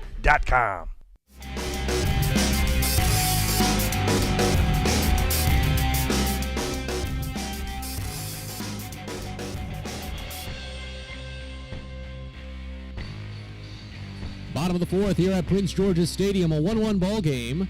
Baysox will bring one of their two base hits to the plate to lead it off, and the biggest base hit, Gunnar Henderson, to open it up. But as Henderson steps in, there's a left-hander tossing in the Baysox bullpen. Interesting to see Cameron Bishop out there, but when you look back at things, it may not be that far-fetched. Bishop did come in relief of Brandon Young his last time through in what turned out to be a piggyback scenario. As Gunnar Henderson digs in the first pitch, misses high. The count starts out at 1-0. Henderson's solo home run in the first inning was his first in the regular season of his AA career, and it was a rocket. The 1-0, swing and a miss. Maybe just a piece, but it's still foul on the change, and the count goes even at 1-1. So if Young is done, he would have only thrown 4 innings of one-run ball. But Bishop does have starting experience, and he went 4 innings in tandem with Young last time in Binghamton. Here's the 1-1 from Xavier Curry. It misses down and away, and the count goes to 2-1. After Henderson, it's Andrew Dashbach, then Joey Ortiz due up in this frame. If any, reach Zach Watson. Here's the 2-1 pitch. Swinging a bouncer to the right side. Sliding over to it is Rocchio. Well, shuffling more so than sliding. He picks it up at the ankles and sends it to first. Either way, a 4-3 putout, and there's one gone in the fourth. I've got to say, as the crowd is starting to file in, and they've finally gotten settled into their seats for this one, I've started to take proper notice at just some of the great food selection options that they have here at Prince George's Stadium. They made that new partnership with Chick-fil-A to have them for every home game, understandably, though, not Sundays. The great catering upstairs in the Diamond View restaurant as Andrew Dashbach digs in, and the first pitch is called a strike. 0-1 to open up. Dashbach struck out looking to end the first inning. He wasn't too pleased with it. It was a full count offering, and he was already about a quarter of the way up the line when the call came through. Here's the 0-1 pitch. Breaking ball misses high, maybe a bit, I'm not sure, from Xavier Curry, and the count goes even at 1. Again, Curry, a Georgia native from Atlanta. Features a 4-pitch offering, 4-seam fastball, a curveball, his primary secondary pitch. Slider and a changeup. Next pitch. Check swing. Oh, it hit the knob. Dashbach didn't want that to happen, but it did. Count goes to 1-2. That's a funny turn of phrase, isn't it? His primary secondary pitch. But it is a good descriptor. 1-2 the count here on Dashbach with bases empty and 1 away. Next pitch. Outside for ball 2. Dashbach was a little hesitant on it. He thought that was a similar location to the previous pitch that rung him up in the last inning. Or I should say back in the first, but his last at bat. Here's the 2-2 from Curry. It misses down and the count fills. So back-to-back plate appearances for Dashbach, reaching a full count. And as mentioned, he's gone one way or the other in full count offerings, and that's it. He's 0 for 8 with 8 strikeouts and 7 walks. You can say 0 for 9 with 9 strikeouts when you include his first at-bat today. So it's one way or the other. That's it. Here's the 3-2.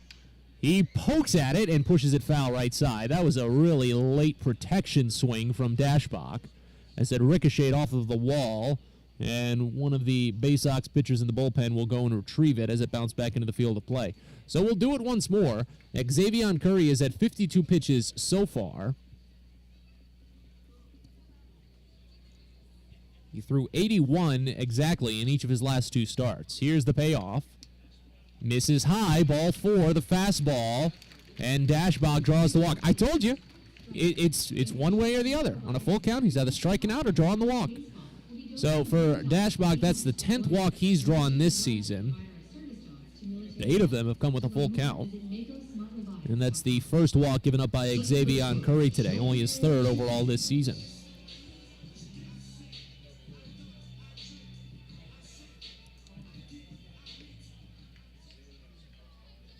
Here's Joey Ortiz, righty on righty. First pitch. Ortiz watches a curveball called for strike in the lower outside corner. It's 0-1. Ortiz only batting 172 against right-handed pitching, 300 against lefties this season. Pickoff throw back to first is high, no tag. The count holds at 0-1. 1-1 ball game here in the bottom of the 4th inning. Baysox and Rubber Ducks each collecting a solo home run. One from Gunnar Henderson, one for Akron from Marcos Gonzalez. Here's the 0-1 pitch. Swing and a miss on a high fastball. Count to 0-2 on Ortiz. For each player, it was their first home run of the season, and for Henderson, it was his first regular season home run in his Double-A career. Another pickoff throw. That one was a much faster trigger on Dashbach, but now that's 2. So Dashbach can take a wider lead if he so chooses. But he's not attempted a stolen base this year, and an 0-2 count, we'll see if he tries here. He does not, and the pitch is fouled off right side. Count stays. So the rule is that you can attempt a 3rd pickoff. And now the second baseman came in for a little bit of rosin. Brian Rocchio wanted to make sure he had his bare hand ready if a double play ball came his way. You can attempt a 3rd pickoff, but you have to get the runner. If you don't get the runner, then it's essentially a balk. Here's the 0-2 pitch to Ortiz. Misses down and away. The change. Count goes to a ball and 2 strikes now. Dashbach, again, who has, at this point, kind of the free rein, is still not exercising those extra feet that he could probably take now. As the 1-2 comes in, and it's called strike 3 on Ortiz, bottom half of the zone. Ortiz thought it was going to break, but it didn't. It was the fastball. And that is the 5th strikeout for Xavier Curry today. 3 of them have been backwards. Here's Zach Watson.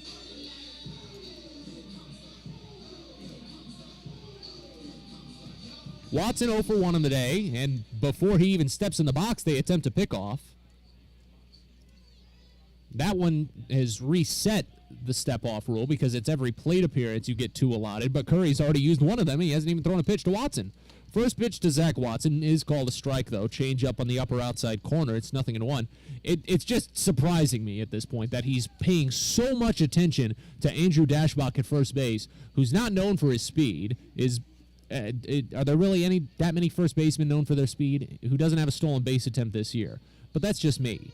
Next pitch to Watson, misses away. Fastball again, and the count goes even at a ball and a strike. Watson 0 for 1 of the day, grounded out to third base his last time up, and they play him heavily to pull in that direction. Here's the 1-1 pitch. Up and in.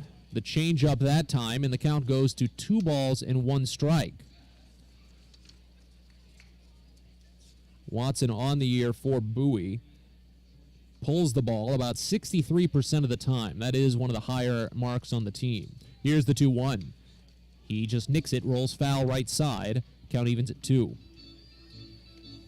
And there is a wide variety in that pull percentage for Bowie. It's not really too much consistency across different players. You look at guys like Joey Ortiz, who normally put it up the middle or the opposite direction. Ortiz only pulls it about 15% of the time. Dylan Harris, who's on deck, hasn't even pulled it yet. Next pitch bounces in, gets past Eric Rodriguez, and rolls to the left side of the batting circle. Dashbach advances to second on the wild pitch. All of that bravado and extra curricular throwing, and it turns into that. You see that happen so often, I feel like, especially here in the minor leagues, because when you've got guys that don't have as much control over their pitches as a major league guy would, when they get deep into an inning or deep into an at-bat, sometimes the pitch goes a little bit wild. Here's the payoff to Watson. Fisted foul, right side and out of play. Count holds full. But runner in scoring position, 2 outs. Watson 3 for 9 with runners at second or third this season. He's driven in 3 runs, but he's also struck out 4 times. 1-1 ball game here in the bottom of the 4th. Another full count offering set to come in from Xavier Curry. Here it is. Swinging a piece and off the mid of Rodriguez. Rolls back toward the mound. That one keeps Watson alive.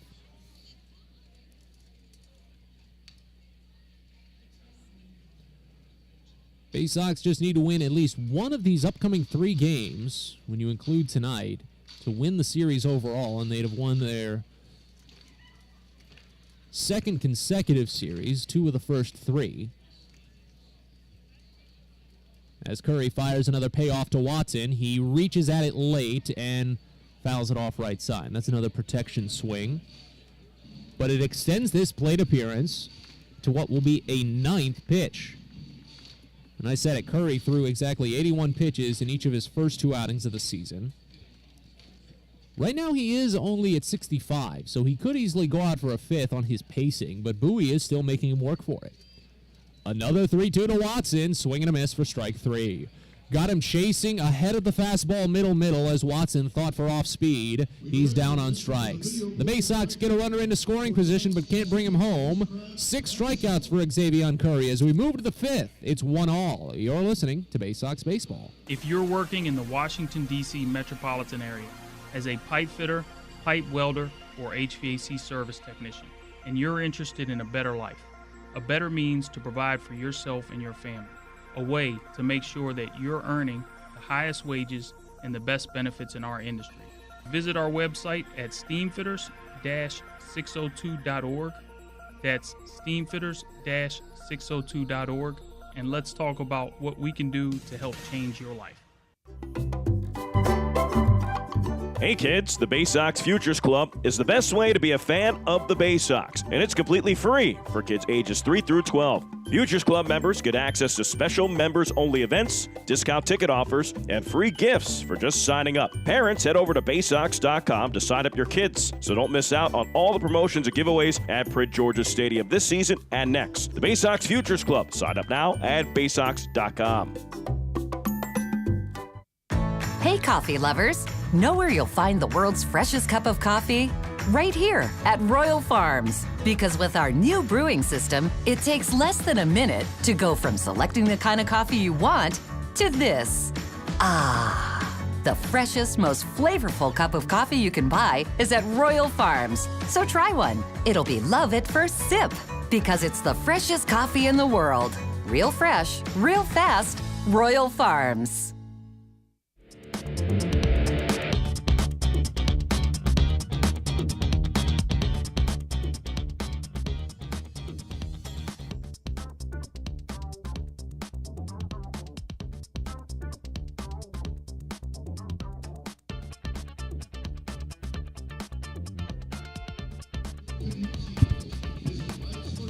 We're on to the 5th inning here at Prince George's Stadium, a 1-1 ball game. The Baysox have decided to go early with their pitching change. What's anticipated to be a piggyback with Cameron Bishop stepping to the mound, replacing Brandon Young. Bishop will face bottom 3 in the Akron lineup, starting with Marcos Gonzalez, who has the only run of the day for the Ducks, a solo home run. First pitch is called a strike on a breaking ball down and away, nothing in 1 to start. Young takes a no decision today, so he will stay at 1-0 as the next pitch is fouled off right side. Count goes to 0-2 on Gonzalez. Young finished 4 innings, gave up 3 hits and then 1s across. 1 run, 1 earned run, 1 strikeout, 1 walk, 1 home run. The strikeout and the walk were both in the first inning. Here's the 0-2. Misses down from Bishop, and the count goes to a ball and 2 strikes. Bishop, a 6'4", 215-pound lefty, drafted in the 26th round of the 2017 draft from UC Irvine, makes his 3rd appearance of the season. The 1-2 pitch. Check swing, misses down and away, and the count goes even at 2 balls and 2 strikes. Bishop is coming off of a very strong 4-inning save. Again, that was his first of his true piggyback appearances, the 2-2. Swing and a miss for strike 3. Got him way too far ahead of the slow fastball there, and Gonzalez is down on strikes. Bishop picks up his first K, 2nd overall for Baysox pitching. Here's Daniel Schneemann, left-hander. Bishop overall on the season, 2 appearances, an 0-1 record, a 7.50 ERA. That equates to 5 earned in 6 innings with 6 strikeouts and 4 walks. First pitch home to Schneemann, misses outside, and the count starts out at 1-0. Schneemann flew out to center field his first time up back in the third. Lefty Bishop winds and fires the next. It's just down and away, barely missed the corner, and the count 2-0. Bishop's ERA is more marred by his first appearance than it was his second. His second outing was very strong. Here's the 2-0. Called a strike, bottom half of the zone. Count goes to 2 balls and 1 strike. You go back to a week ago, the 15th, and Bishop tossed 4 innings of 1-run ball. Here's the 2-1 pitch. Curveball dangles into the zone on the right side, a beauty, and the count goes to 2-2. Bowie had already given plenty of cushion. It was 6-1 when Bishop came in. He allowed just 1 run. The 2-2 pitch, called strike 3. Got him with a fastball on the outside half. Bishop strikes out the first 2 here in the 5th inning. First backwards K for Bishop. And now here's Eric Rodriguez. 11 overall strikeouts for Bishop this season. He struck out 6 a week ago in Binghamton.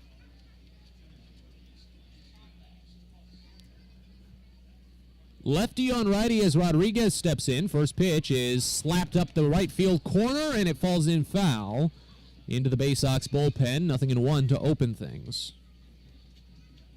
Rodriguez does not have a hit against a left-handed pitcher this season. Bishop has given up a .400 average to right-handed batters this year. So it does help him out that he's pitching in this series, especially at this time. Could give Bowie a commanding 4-0 lead. Here's the 0-1. Misses down. Bit inside the curveball, and the count goes even at a ball and a strike. Only a .222 average from left-handed hitters. 4 strikeouts, no walks. Here's the 1-1. Misses down and in again. That time the change. 2 balls and a strike now. Bases empty, 2 away here in the top of the 5th inning. A 1-1 ball game, each side with a solo home run. Lefty Bishop delivers the next. It's fouled off again right side, and the count goes even at 2.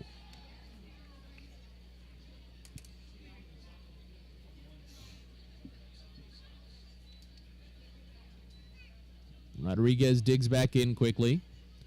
Bishop foots the rubber, splits it down the middle. Holds calmly at the waist, kicks and fires the 2-2. It's inside to run the count full. First full count given up by Cameron Bishop. Brandon Young didn't give up that many full counts either in his 4 innings of work. It's a very quick night for him. The payoff pitch. Pushed over to first, picked up on a knee by Andrew Dashbach. It was a hot shot, but he trots over to the bag and puts away the runner. 3 unassisted to end the inning. We're halfway home here at Prince George's Stadium. It's Bowie 1, Akron 1. You're listening to Baysox Baseball. Well, it may be on Sunday, May 29th, but get ready for the Baysox first Catter Day at Prince George's Stadium. Everyone's heard of Bark in the Park, but now you can bring your kitty out for a relaxing afternoon of ball. And if you get here early enough, you can pick up a free Baysox Catter Day t-shirt, courtesy of the City of Bowie. You can get your tickets now for the first ever Catter Day at 301-464-4865 or at baysox.com.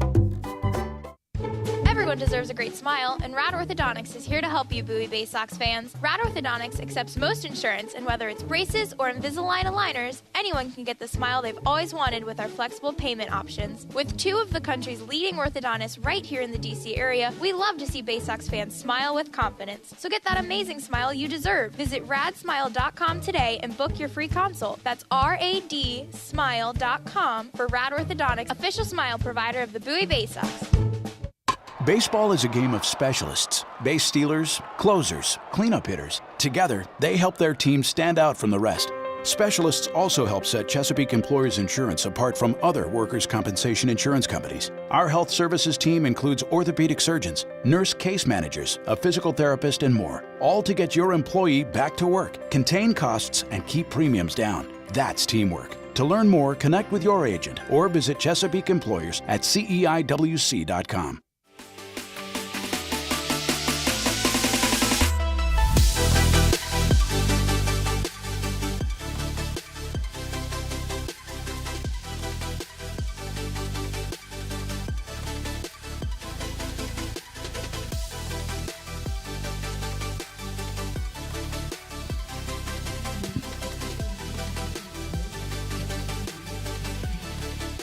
Bottom of the fifth inning here at Prince George's Stadium. Still a 1-1 ball game. Each side collecting a solo home run. That's been it.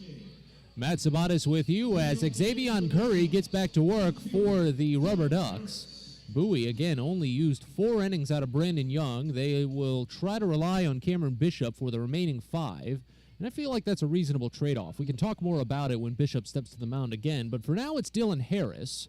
First batter for the Baysox in the frame, watches a curveball called for strike on the outside half. It's 0-1. Harris is 0 for 1 on the day, flew out to left field back in the second inning. He's got hits in each of his first 2 AA games this year. Here's the 0-1. Swing and a miss on a high fastball, a bit inside from Curry as well, 0-2. After Harris, Maverick Handley follows, then Shane Fontana after that. Fontana has one of Bowie's 2 hits. It was a double back in the third. Curry looks for his 7th K. The 0-2 pitch is bounced to the right side, a base hit. Sneaks past the first baseman, Prees, into right field. Harris has a 3-game hit streak to start his AA career, and the leadoff runner aboard for Bowie for the first time today. That's something that they've actually been doing pretty darn well as well, the Baysox. Adam Hall, who is not in today's game for Bowie, their usual leadoff man, he's leading the league with 8 hits from the leadoff slot. And that's to say 8 hits as the first batter of an inning, not just 8 hits while batting first in the lineup. There's a difference. Here's Handley, runner at first, nobody out, and the first pitch is a tailing slider that's called for strike on the outer half, 0-1. Handley struck out swinging back in the third inning, and a right-hander gets up and starts throwing against the wall slightly in the Akron pen. At least I believe so. Here's the next pitch, bounces in. Picked by Eric Rodriguez. He keeps it in front of him. Okay, so now there is a right-hander throwing against the wall. That looks to be Kyle Marmon. He's made 3 appearances this year for the Ducks. No record. Has not allowed an earned run in 3 1/3. Here's the 1-1 to Handley. Fouled off, back to the press box, but that one will get to the Diamond View restaurant above. And the count to 1-2.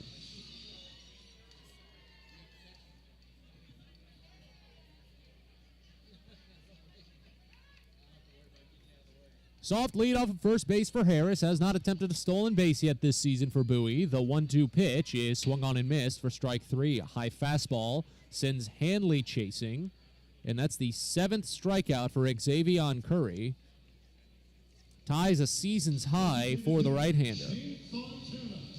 Career high came back when he was running things for Loe Lynchburg in his Guardians organizational debut. Started with the Hillcats back in May of 2021, and he was leading the Low A East, as it was called at the time, with a 1.07 ERA, an 0.63 whip, and a strikeout-to-walk ratio of 36%. It was incredible. Pickoff throw back to first is unsuccessful, and we'll wait on the first offering to Shane Fontana. Here it is. Runner goes. Pitch is called a strike in the lower outside corner. Throw to second is not in time. A little slow from Eric Rodriguez. It was on line, but Harris beats it out, and he steals his first bag this season. So runner into scoring position now for Fontana as the count opens up at 0-1. 2 for 7 is Shane this year with runners in scoring position. A home run, 5 runs driven in. He struck out 3 times.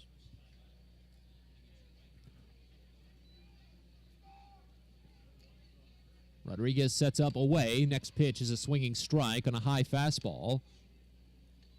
Count goes to 0-2. So Marmon is getting ever more looser now in the bullpen, throwing fully from the mound to a catcher. As Curry sets, split down the middle of the rubber, ready for the 0-2 pitch. On its way to Fontana, it's high. A ball and 2 strikes.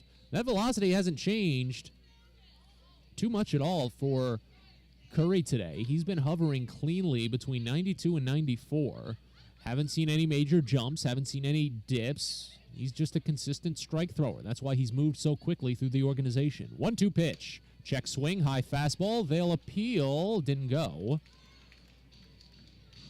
2 balls and 2 strikes now here on Fontana. Dylan Harris at first base. He's singled to the right side and stole second now. Maverick Handley struck out swinging. And now Fontana trying to drive in Harris. The 2-2 pitch. Down and in the slider. That one looked like it could have crossed the zone, but since Eric Rodriguez was set up away, he had to slide back across to corral it and make sure it didn't get anywhere, and it was called ball. That's one of the advantages we have now with the advanced technology. We can see where some of these pitches cross the zone. So Fontana might have gotten away with one. It sets up a full count, the pitch. Swing and a miss. Chasing on a fastball away, Fontana's down on strikes. It's a new season's high in strikeouts for Xavier Curry as he fans his 8th batter. Center fielder, Hudson Haskin. Now to the top of the lineup with Hudson Haskin.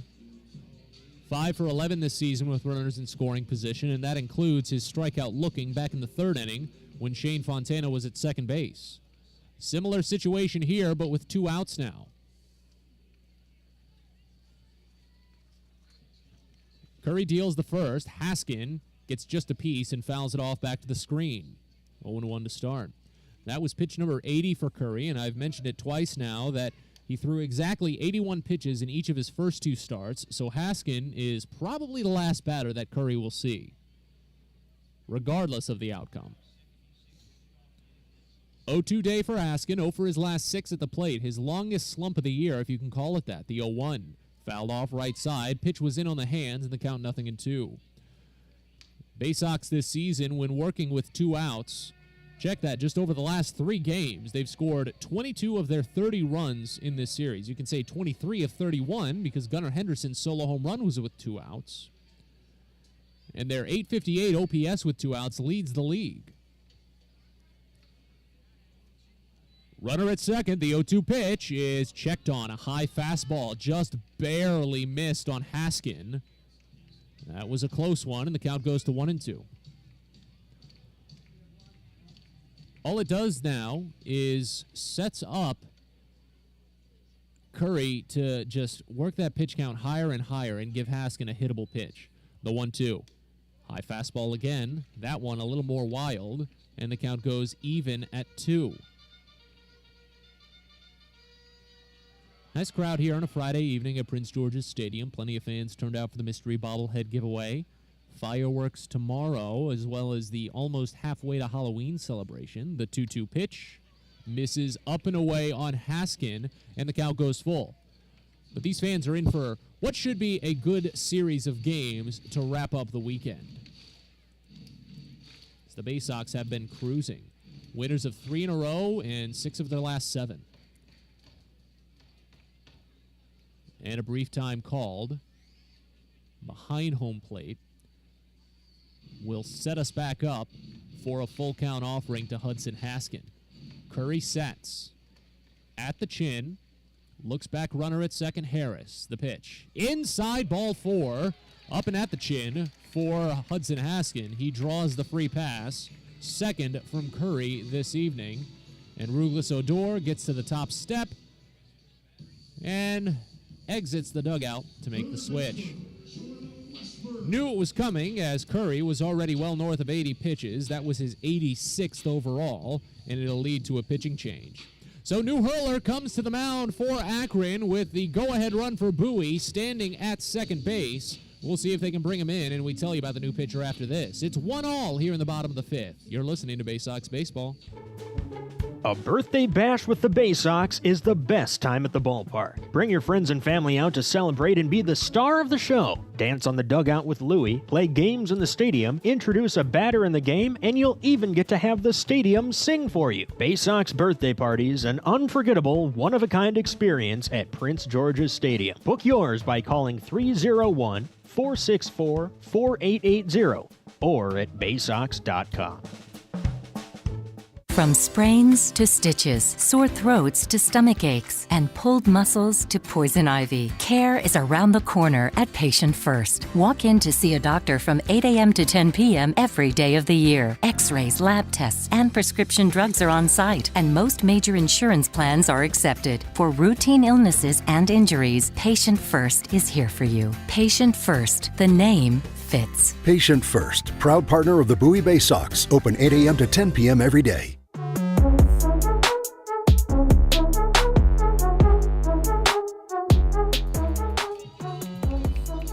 New pitcher on the mound for Akron as we continue with the bottom of the fifth inning. Bowie threatening to break back ahead. A 1-1 ball game, but runners at first and second with 2 away. Xavier Curry departs. He's replaced by Kyle Marmon. Curry's line is not closed. Best he can do is take a no decision. Worst he can do is take a loss, as the runners at first and second belong to him. But at the moment, Curry went 4 2/3 of an inning, gave up 3 hits and 1 run. It was earned. He struck out 8 batters for a season's high, walked 2, and gave up a solo home run to Gunnar Henderson. Kyle Marmon, the new hurler on the mound, is a 6'3", 195-pound, 25-year-old right-hander from Boca Raton, drafted in the 13th round of the 2018 draft from Florida Atlantic. He spent all of 2021 with Akron, went 4-0 with a 5.85 ERA. He faces Jordan Westberg. First and second with 2 gone here in the bottom of the fifth. First pitch, Westberg watches a called strike, middle, nothing in 1 to start. Jordan is 0 for 2 on the day, struck out swinging in the first, popped out to second base in the third, stranding a runner at second base. Harris at second, Haskin at first, 2 gone. And a step off, that's the first of 2 allotted for Kyle Marmon. He doesn't throw it anywhere, though.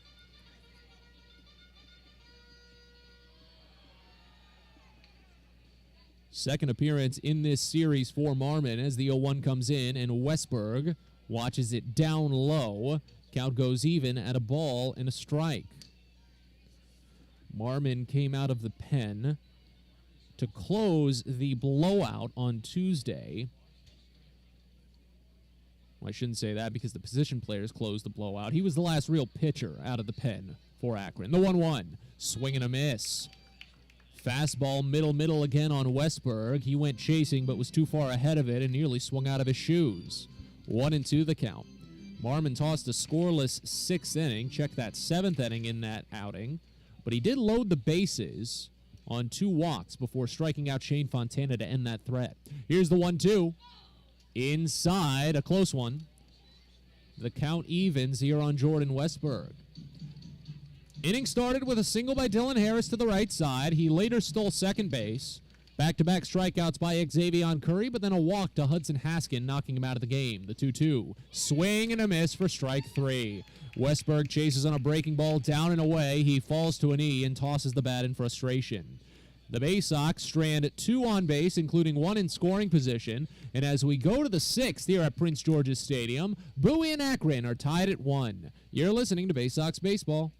Sky Shooter Displays by ZY Pyrotechnics will be lighting up the sky with top-of-the-line fireworks shows following Baysox games all season long. We will give you the best bang for your buck. Sky Shooter Displays include traditional shows, true pyro musicals, custom choreographed plays, and much more. The night sky is truly limitless, so don't be shy. Give ZY a try. Find out more by calling us at 570-328-1361 or visit us online, zypyrotechnics.com.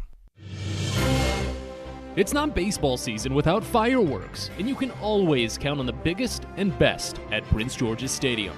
There's no better way to cap off a fun evening at the ballpark than a spectacular fireworks show. And the Baysox have got you covered this season with 16 different shows to choose from. So get your tickets now at Baysox.com. The next fireworks show at Prince George's Stadium is Saturday, April 23rd when the Akron Rubber Ducks come to town. Hope to see you there.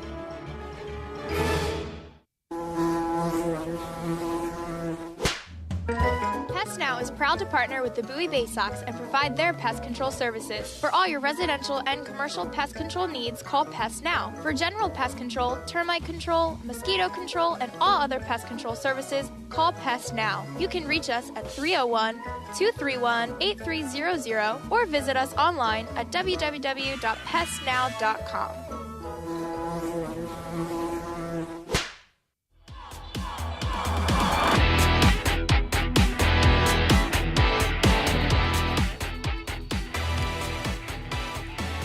Sixth inning here at Prince George's Stadium, a tie ball game, 1-1.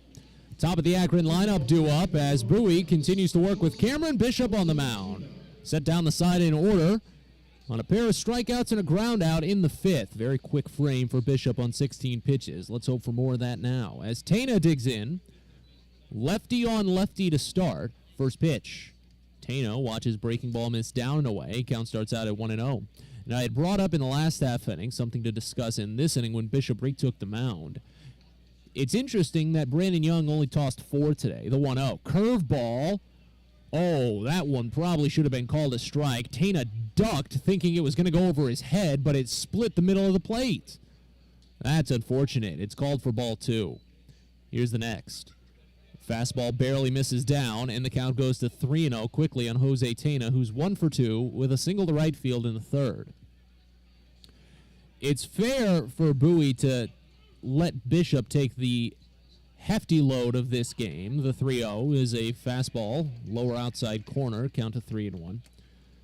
Because he's got the starting experience, and if you're going to use the piggyback, it's only fair to maybe give the back end the 5 innings sometimes to keep his arm moving.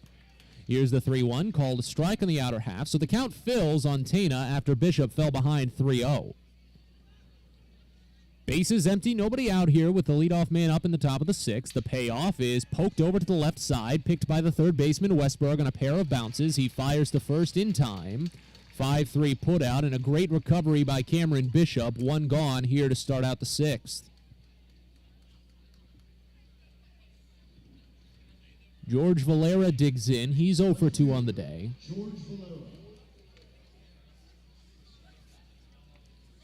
Again, lefty on lefty.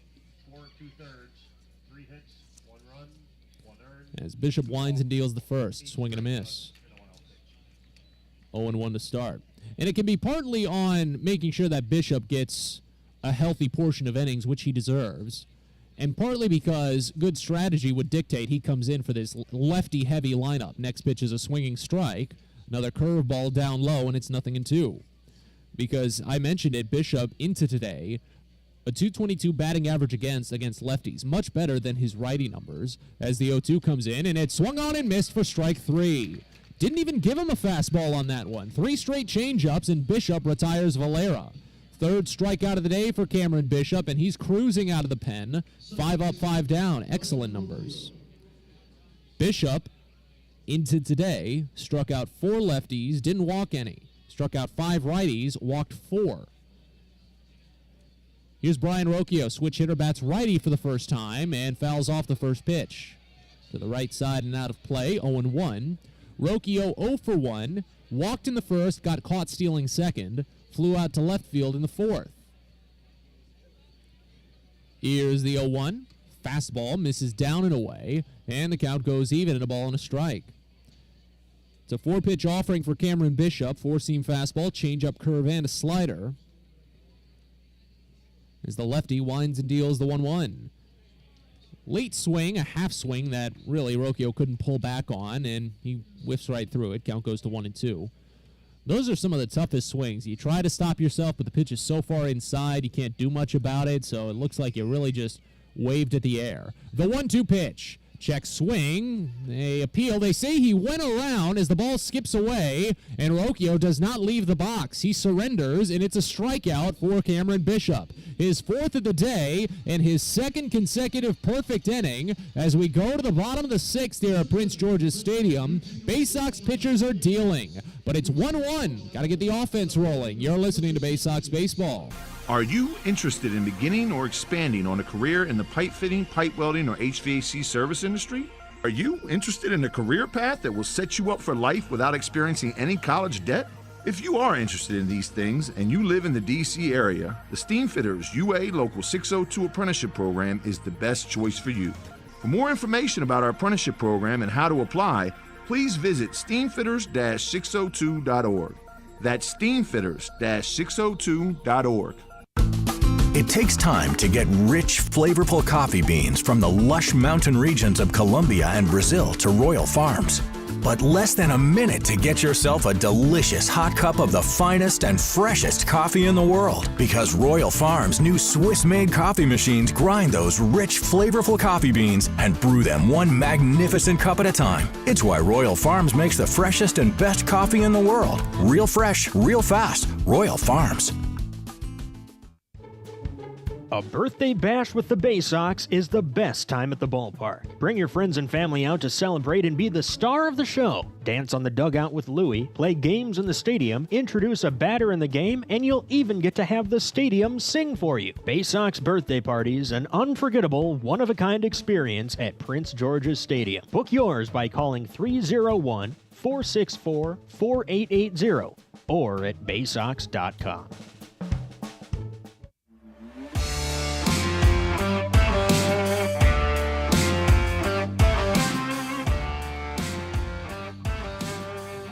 We're on to the bottom of the sixth at Prince George's Stadium. Still a 1-1 ball game. Excellent pitching from both sides so far. Xavier Curry and Brandon Young, today's starters, each take no decisions. 4 innings of work from Young, 3 hits, and only 1 run. Xavier Curry, 4 2/3 innings, 3 hits, and only 1 run. Each side giving up a solo home run. And so far, each reliever working cleanly. Cameron Bishop, 2 perfect innings. Kyle Marmon for Akron. He's only faced 1 batter, but he struck him out. Gunnar Henderson will lead it off. He had the solo home run for Bowie, his first at the AA level in the regular season. Extra modifier there. But it'll be Henderson, Dashbach, then Ortiz. First pitch fouled off left side and out of play. Where did that one land? Below the suite level onto the concourse. 0-1.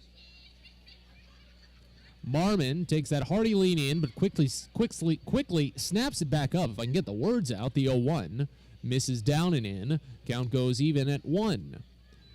He has that hard lean in with ball in glove, and the right arm just dangling there before he quickly snaps up and comes set at the waist. That's what I was trying to say. The 1-1 misses inside. A toughie on the changeup there. Count goes to 2-1. We've seen a fairly wide zone, at least seemingly, today. So these have been a couple of tough pitches for Henderson to lay off on. The 2-1 misses up and away. 3 balls and a strike. That one a little bit easier. And it is tough for Bowie because they were so patient when it mattered in Game 1, and it turned into such a massive outburst of 20 runs. The 3-1 pitch called a strike in the lower outside corner. The curve fills it up on Henderson. But they have been fluctuating when it comes to their patience. Remember, they struck out 17 times 2 nights ago. Here's the payoff. Henderson watches inside for ball 4. Another borderline pitch, and boy, that was a very well-read plate appearance for Gunnar Henderson. First walk given up by Kyle Marmon. 3rd overall this season for him, and 3rd overall this game for Akron pitching.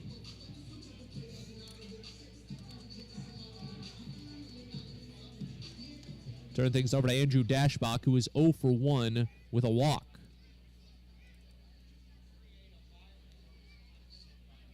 Righty on righty. First pitch home is swung on and missed. High fastball.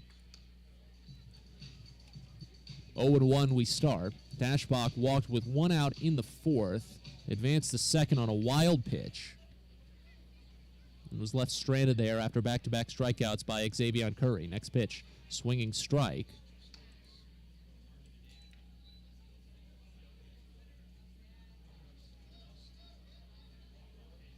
Chased after the breaking ball down.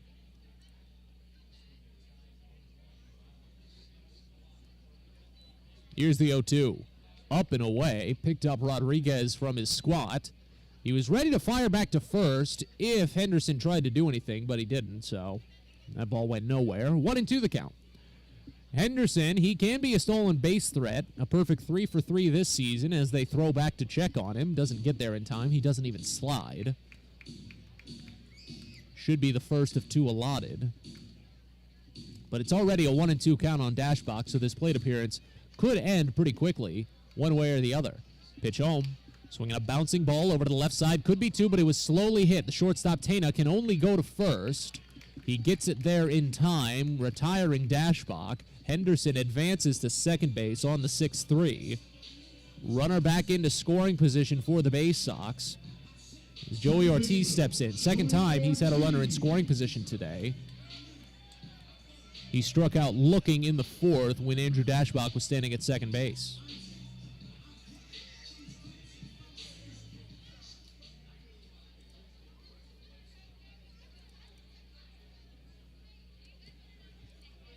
Righty on righty as Ortiz digs in.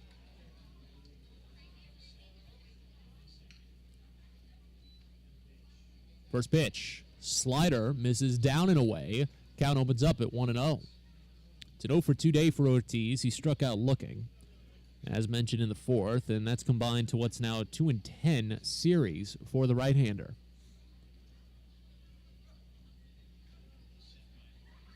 Pinched in a little bit on the right side of the infield as Kyle Marmon steps off. And that is an interesting decision. I understand why they have to have second baseman Brian Rocchio shaded a little bit to cover the bag. But when you look at the statistics, Joey Ortiz really does not pull too often. I mentioned it earlier in the broadcast. Less than 20% of the time does he pull the ball. 1-0. Called a strike. Outside half. Evens us up. Earlier on in the year, it was in a much bigger contrast. He was leading the league at one point in balls hit in the opposite direction. Not just base hits, any balls put in play. But right now, he still only pulls it about 15% of the time. He pulls it here with a high pop-up to the left side. Escobedo, the left fielder, camps under it and brings it down. That's one of the fun things about broadcasting and bringing up the statistics. I'll point something out and then just immediately be proven wrong. So Ortiz flies out. There's 2 gone here in the bottom of the 6th inning. Zach Watson up. 3 for 9 this season with runners in scoring position. 3 for 10 when you include his strikeout back in the 4th inning. Again, both of those were against Xavion Curry, who finished with a season's high 8. That was a big boon for his ERA, which had ballooned up to 6 after just his first 2 starts of the year. First pitch to Watson, late swing and a miss, but it skips away from Rodriguez. He can't get to it in time, allowing Henderson to advance to third on the wild pitch. Some of these pitches just a little bit low on Henderson, and he's not able to transfer the glove down fast enough to keep them from getting by him.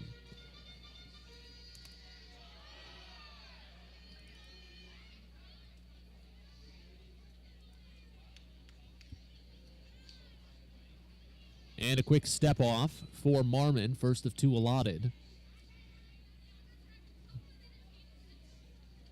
The right-hander resets, fires the 0-1 to Watson. It's checked on, a high fastball. Evens us at 1-1. Watson, in contrast to Ortiz, is a big pull threat, so they shade him in that direction about 63% of the time. Next pitch. Misses down and in. 2 balls and a strike. Watson does also have one of the highest swinging strike rates on the team. Nearly 20% of the pitches he sees result in a swinging strike.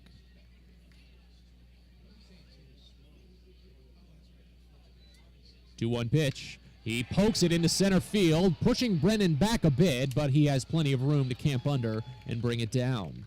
So the Baysox get a go-ahead run to third, but they can't score him.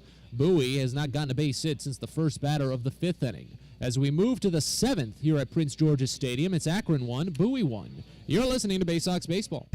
Everyone deserves a great smile, and Rad Orthodontics is here to help you, Bowie Baysox fans. Rad Orthodontics accepts most insurance, and whether it's braces or Invisalign aligners, anyone can get the smile they've always wanted with our flexible payment options. With 2 of the country's leading orthodontists right here in the D.C. area, we love to see Baysox fans smile with confidence. So get that amazing smile you deserve. Visit radsmile.com today and book your free consult. That's radsmile.com for Rad Orthodontics, official smile provider of the Bowie Baysox. From sprains to stitches, sore throats to stomach aches, and pulled muscles to poison ivy, care is around the corner at Patient First. Walk in to see a doctor from 8 a.m. to 10 p.m. every day of the year. X-rays, lab tests, and prescription drugs are on site, and most major insurance plans are accepted. For routine illnesses and injuries, Patient First is here for you. Patient First, the name fits. Patient First, proud partner of the Bowie Baysox, open 8 a.m. to 10 p.m. every day. Be sure to get to the ballpark on Friday, June 17th for a jam-packed night of promotions and fun at Prince George's Stadium. It all starts with fireworks presented by DCA Imaging Systems. It's our mother and son night out with special ticket packages available at BaysoxShop.com. And most importantly, it's the Scouts BSA Campout. When you purchase a special ticket, you and your scout can camp out in the outfield at Prince George's Stadium after the game. It all happens on Friday, June 17th, so find out more and get your tickets now at Baysox.com.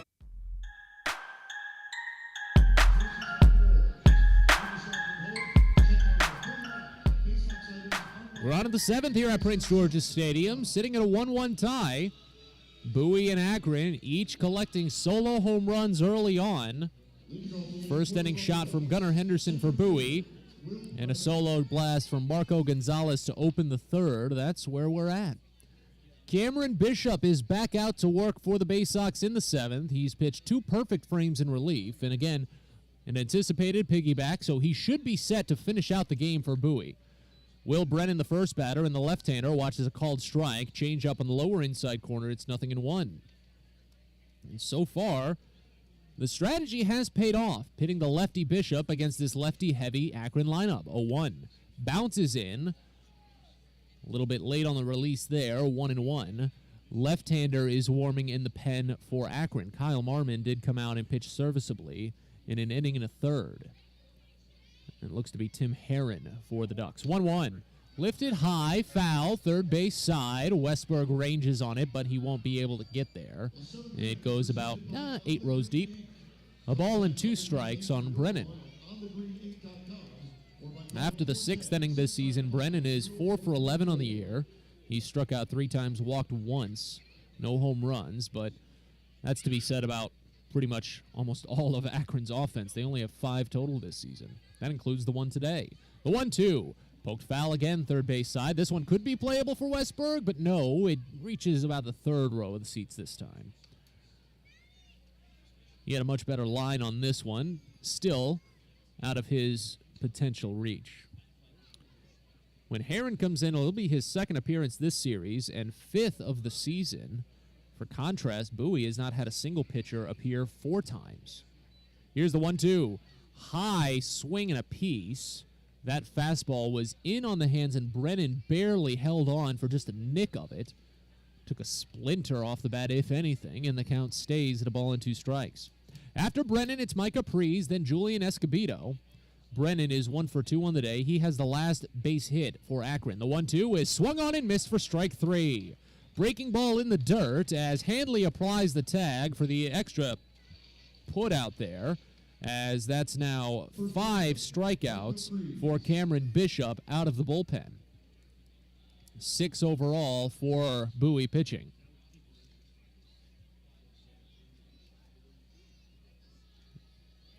Here's Prees, 0 for 2 on the day, flew out to center field his last time up. First pitch. Fastball misses away, 1-0 to get it started. Prees, after the 6th, only 1 for 11 this season, but he does have a run driven in.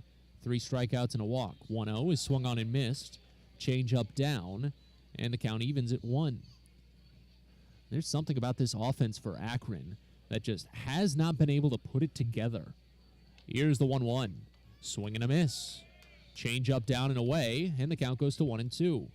And I had mentioned how some of the pitchers were discussing the pitch clock when speaking with reporters earlier today, and how they weren't too committed on making serious statements. As the 1-2 is cut on and missed for strike 3. Pitch in the dirt. It's picked by Handley and sent on to first for the additional 2-3 putout.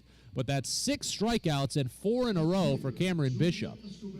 He's retired 8 in a row to start his relief appearance. But when Cameron Bishop was talking to the reporter today, he said one of the most concise and honestly well put together thoughts of the group is that it's such a neutral rule. As the first pitch to Escobedo is down for a ball, 1-0. Because while it does put the pitchers on a clock, literally, the batters are still on as tight of a limit. They have to get into the box and be set in about 5 seconds. They do not have too much time to breathe. Neither do the pitchers. It takes a lot of the additional thinking out of the game, which will be interesting to see as the season progresses. The 1-0 pitch misses away, and the count is 2-0. It's the first 2-ball count for Cameron Bishop since Jose Tena led off the 6th. Here's the 2-0. Misses high, and it's 3-0. So that's 5 batters since. And it's suddenly 3-0. Bishop needs to work back into this one. Pitch home. Down low, ball 4. First base runner for Akron against Cameron Bishop today is a 2-out walk here in the top of the 7th inning. And Marcos Gonzalez digs in, the only RBI for the Ducks. First batter to face Bishop a second time. But again, if you're asking your back-end starter, the piggybacker, to pitch 5 innings, you'd anticipate him to face the lineup twice, no matter what, probably even 3 times at least. Here's Gonzalez. First pitch misses down and in. I shouldn't say at least, 3 times at the most, if he had to dance around a lot of base runners. First pitch to Gonzalez misses down and in, 1-0. I said it, Gonzalez struck out swinging against Bishop earlier. Out of the stretch, the 1-0 pitch is a nice curveball called for strike. A little bit narrow on the inside edge, but a strike nonetheless. And the count evens at 1.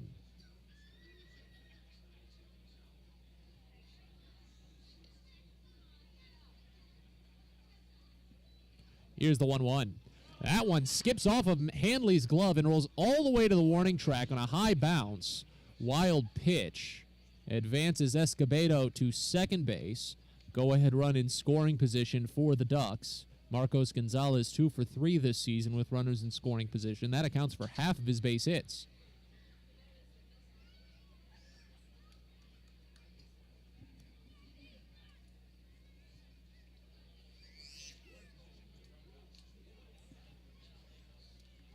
Bishop looks back, runner at second twice, fires the 2-1. It misses high, a fastball. 3 balls and a strike. So back-to-back 3-ball counts after not hitting 1 for 5 consecutive batters.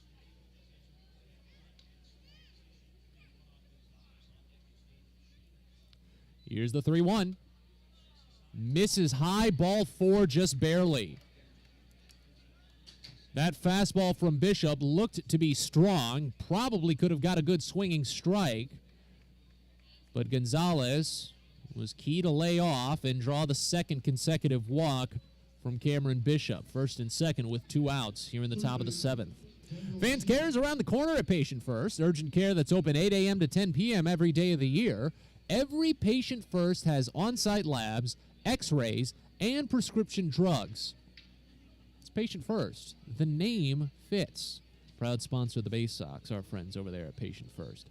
Josh Conway out for a visit. He's already turned heel and headed back to the dugout after chatting on the mound about what to throw next to Daniel Schneemann.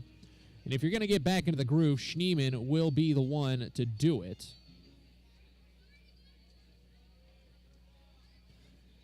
He's been off to such a tough start this season. A 188 average. 188. First pitch, slapped foul, left side. Look out in the bleachers. Count opens 0-1. Schneemann 0 for 2 on the day overall.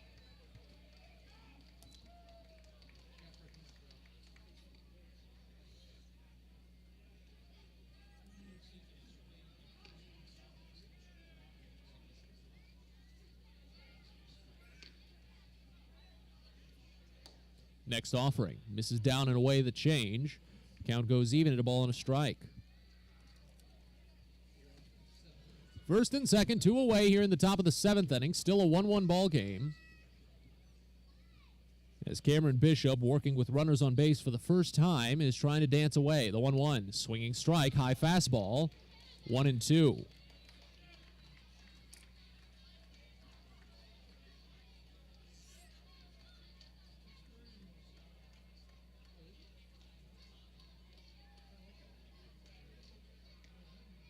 Bishop looking for the strikeout, would be his 7th.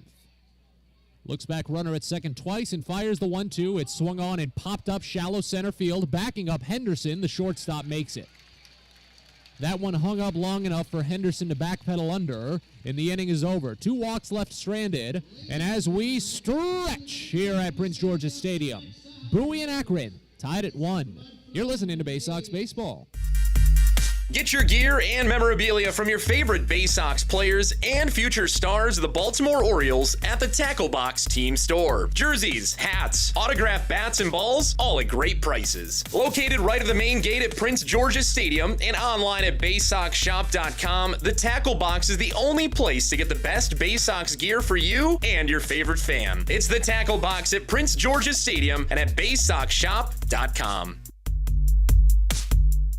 Baseball is a game of specialists. Base stealers, closers, cleanup hitters. Together, they help their team stand out from the rest. Specialists also help set Chesapeake Employers Insurance apart from other workers' compensation insurance companies. Our health services team includes orthopedic surgeons, nurse case managers, a physical therapist, and more, all to get your employee back to work, contain costs, and keep premiums down. That's teamwork. To learn more, connect with your agent or visit Chesapeake Employers at CEIWC.com. On the Green Incorporated is your lawn care team, providing professional, organic-based lawn care programs for residential and commercial lawns. Our lawn care programs provide ballpark quality results. Each service is custom tailored with guaranteed results for even the toughest lawns. On the Green also offers outdoor pest control services. Mosquitoes, ants, ticks, and more. Safely and effectively control insects and enjoy the outdoors this summer with On the Green Incorporated. Go to onthegreeninc.com.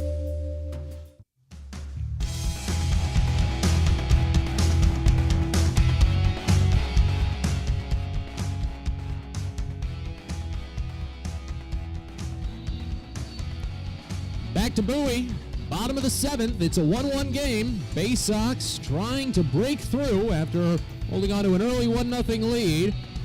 Solo home runs from each side, and Akron will send their second pitcher out of the bullpen to try and keep the game tied. Tim Herron takes over, second appearance in this series. 5th overall for him this year. He replaces Kyle Marmon. Marmon tossed an inning and a third of scoreless, hitless ball, struck out one batter, walked one batter, and when he came in, he inherited 2 runners, stranded them both.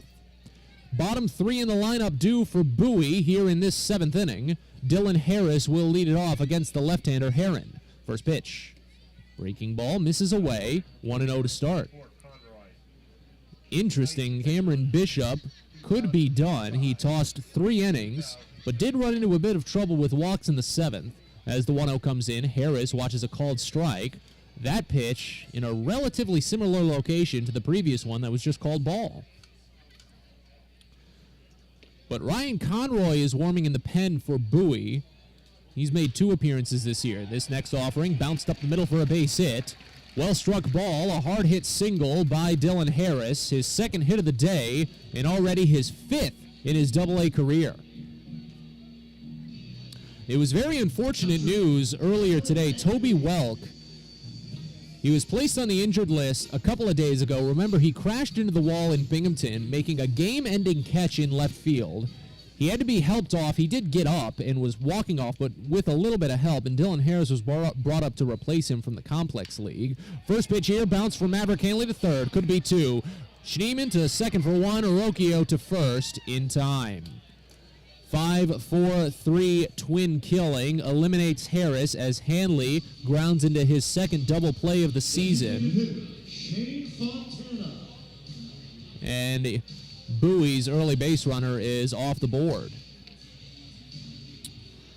Finishing up my quick point, Toby Welk was transferred from the 7-day injured list earlier this morning to the 60-day injured list. Those are the only 2 ILs in minor league baseball.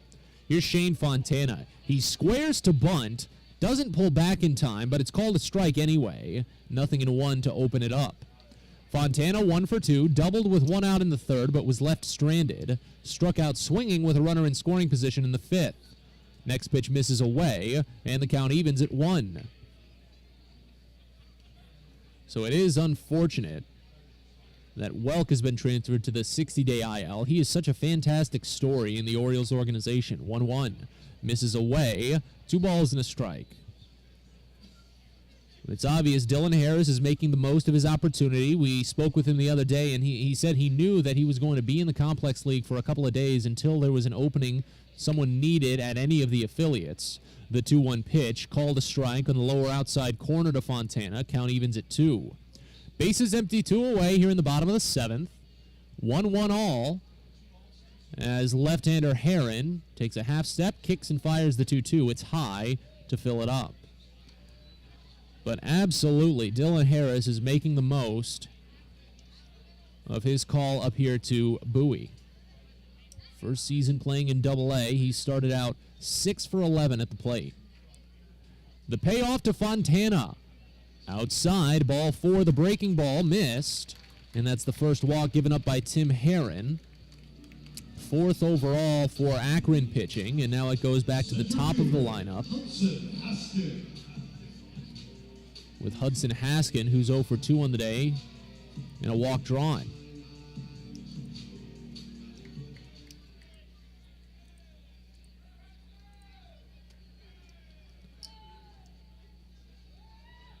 Lefty Heron sets at the waist, fires the first. Haskin drills it high but not too deep. Left field. That one caught me off guard off bat as Escobedo camps under it for a long while, and he brings it in for the 3rd out of the inning. Bowie strands another runner on base after putting 2 on in total, but a double play ruins their chances. As we go to the 8th here at Prince George's Stadium, Baysox and Rubber Ducks tied at 1. You're listening to Baysox Baseball. If you own or operate a building or facility, or if you're a general contractor that is located or operates in the D.C. area, there is no doubt that it is important for you to have the best trained and most qualified people working for you. Members of Steamfitters UA Local 602 provide the highest level of HVAC, mechanical, and specialty piping services to the various customers we serve. For more information about the services we provide and for a list of companies you can hire, please visit steamfitters-602.org. Baysox Youth Baseball Camps are back in 2022, and registration is open now. 3 sessions this summer led by Orioles Hall of Famer and former Rookie of the Year Al Bumbry, along with former Baysox outfielder Stephen Bumbry. Kids will take part in in-depth on-field instruction and go head-to-head in camp-wide games at Prince George's Stadium. All campers get a free Baysox hat and a ticket to a Baysox game of their choice. Space is limited, so head to BaysoxShop.com and reserve your spot at a Baysox Youth Baseball Camp today. At DCA Imaging Systems, we provide a tenured team of office technology professionals ready to be your trusted advisors. From document creation, output devices, scanning and workflow, to document security and storage, we understand people print, not printers. Give DCA Imaging a call, 301-577-1021, or find out more about how we can help you. DCAimaging.com. DCA Imaging Systems, office technology made easy.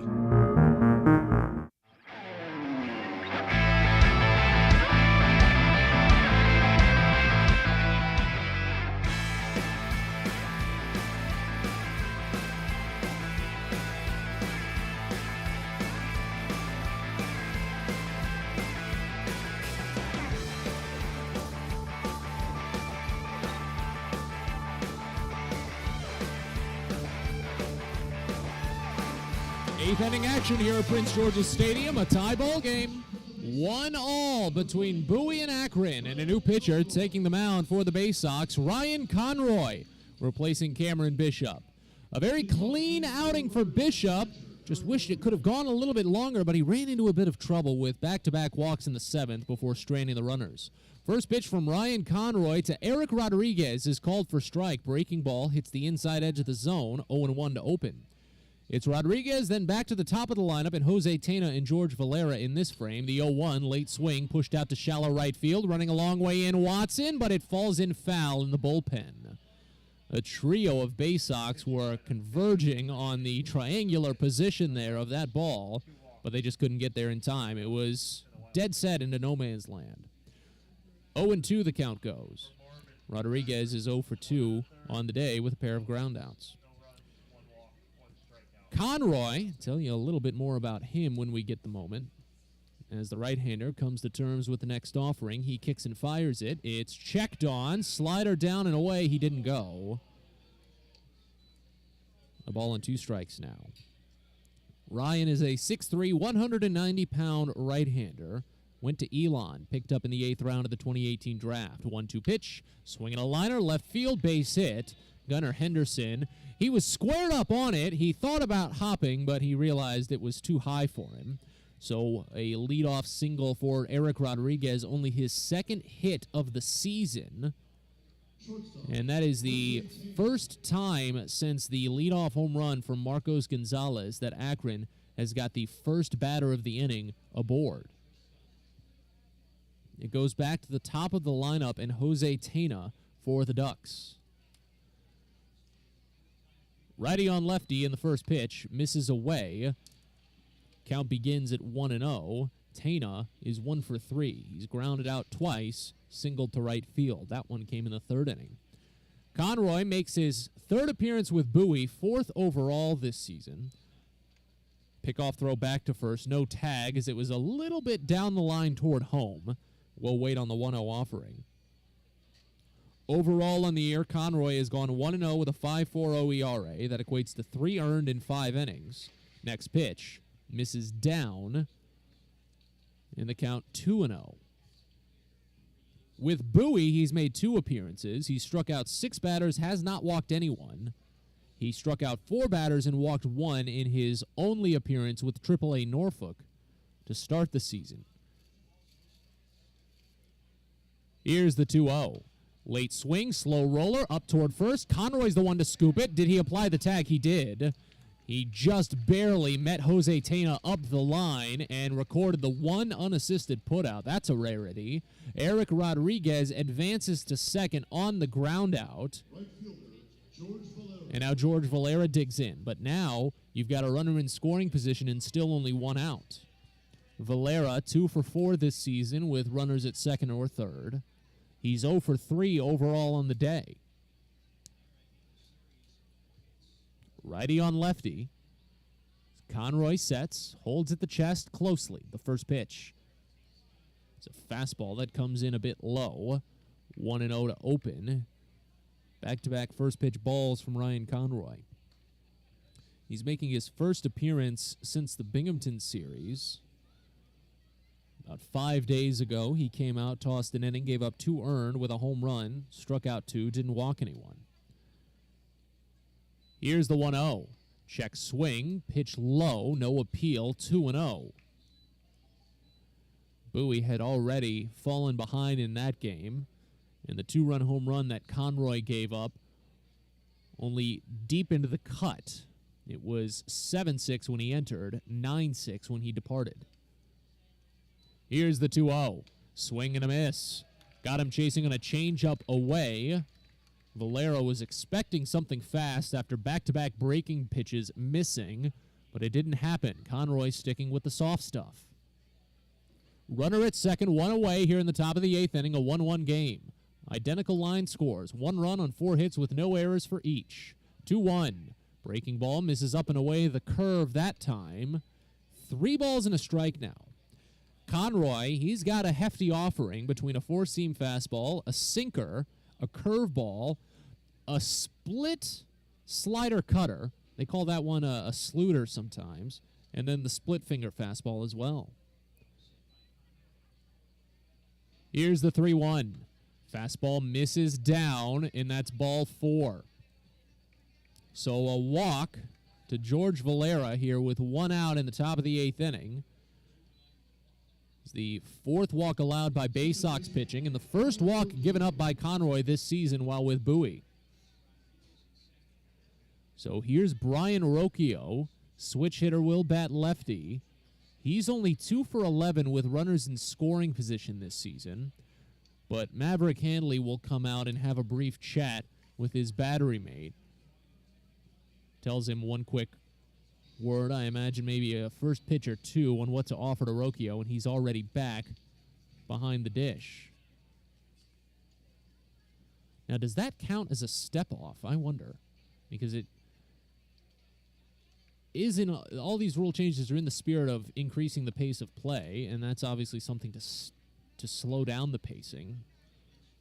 I didn't see an umpire make any sort of gesture, so I imagine it's not. Time is called as Conroy steps off. So that is the first of his 2. The umpire did make the signal, crew chief Edwin Jimenez. Here's the first pitch, swinging strike, change up low, 0-1. Rocchio walked in the first inning, got caught stealing second base, first time he'd been caught this year. Flew out to left field in the 4th, struck out swinging in the 6th. First and second, 1 away here in the top of the 8th inning, a 1-1 game. 0-1, swinging strike, got him with a changeup down and in that time, and it's 0-2. Conroy spent a majority of last season with Bowie, 12 appearances with the Baysox, 11 with High A Aberdeen, and then 4 with Delmarva. Here's the 0-2. Swing and a miss, he got him. Fed him 3 straight changeups down, and Rocchio went fishing on all of them. Big-time strikeout here for Ryan Conroy, his first. 8th overall for Baysox pitching, and now Will Brennan steps in with 2 outs.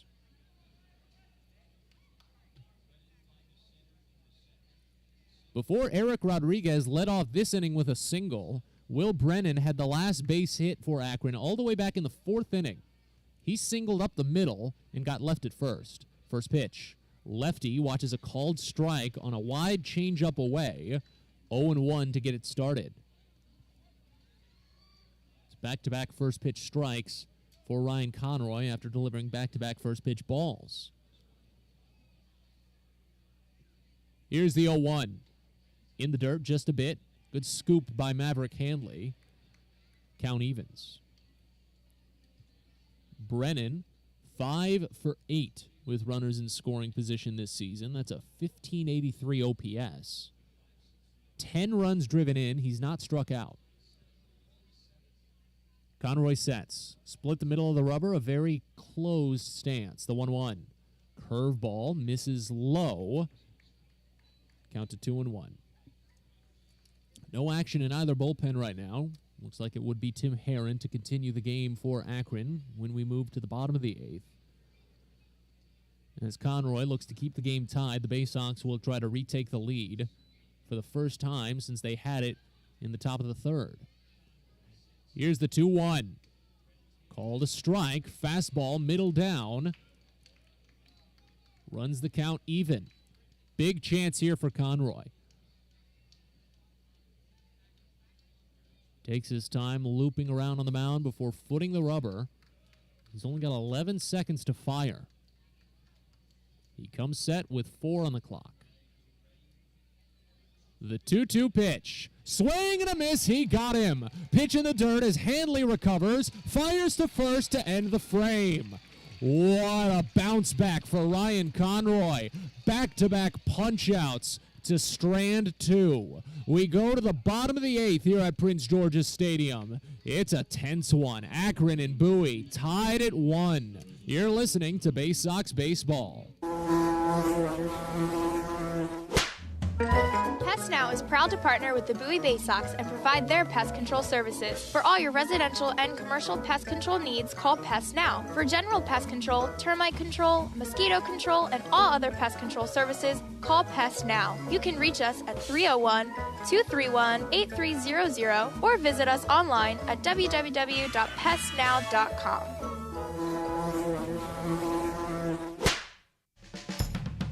The best way to take in a Baysox game is with a group outing at Prince George's Stadium. Everything from entertaining clients to birthday parties and even fundraising opportunities for your team, the Baysox offer plenty of options for your group at unbeatable rates with plenty of options on suites, seats, and decks around the ballpark. Your group can eat their fill and have an unforgettable time. Find out more and schedule your group outing by calling 301-464-4880 or going to Baysox.com. From bug bites to burns, fevers to flu, and bruises to broken bones, care is around the corner at Patient First. Walk in to see a doctor from 8 a.m. to 10 p.m. every day of the year. X-rays, lab tests, and prescription drugs are on site, and most major insurance plans are accepted. For routine illnesses and injuries, Patient First is here for you. Patient First, the name fits. Patient First, proud partner of the Bowie Baysox, open 8 a.m. to 10 p.m. every day.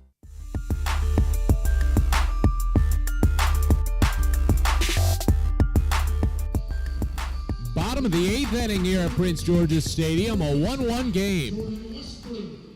2, 3, and 4 due up for Bowie as Tim Herron comes out for his second inning of relief from Akron. Jordan Westberg will open the frame at the plate. First pitch home. Westberg takes breaking ball called for strike on the inside half. Count opens up at 0-1. The strike zone has been a little bit narrow in on some of these right-handers today. And it has led to a handful of foul balls, too, as they try to protect the plate. The 0-1, swinging a piece, fouled off back to the screen, 0-2. After Westberg, it's Gunnar Henderson, then Andrew Dashbach. There's a right-hander up and moving in the pen for Akron. Kevin Kelly, who didn't pitch that long ago. I think it was just 2 nights ago. Check that, 3 nights ago in the 20-6 game. Next pitch misses away. Count goes to a ball and 2 strikes. He sat more recently in my mind because of how well he pitched in that 20-6 Baysox win. We can talk about more when he enters. Here's the 1-2 pitch. Curveball lifted high and deep out to center field. Brennan backs up on it to the warning track. He looks to have it squared. He pulls it down only about a foot in front of the wall. 101 miles an hour off of the bat from Westberg. 358 feet away from home plate. 1 more foot and it's probably gone.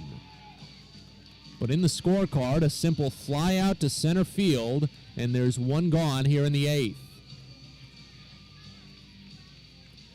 And the Baysox have really put a lot of power into some of their swings today, and it's only turned into 1 run.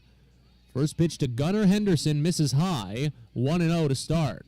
Henderson, he had the hardest swing of them all back in the first inning. 112-mile-an-hour solo home run, 1-0 pitch. Called a strike in the lower outside corner. Good placement on that one, and the count evens.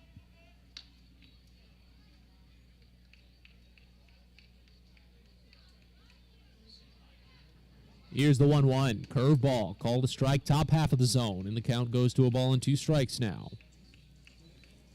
For Heron, it's a 5-pitch offering. He's got a good mix. Tell you about it in a second as he delivers the 1-2. It's away. 95-mile-an-hour fastball evens it up.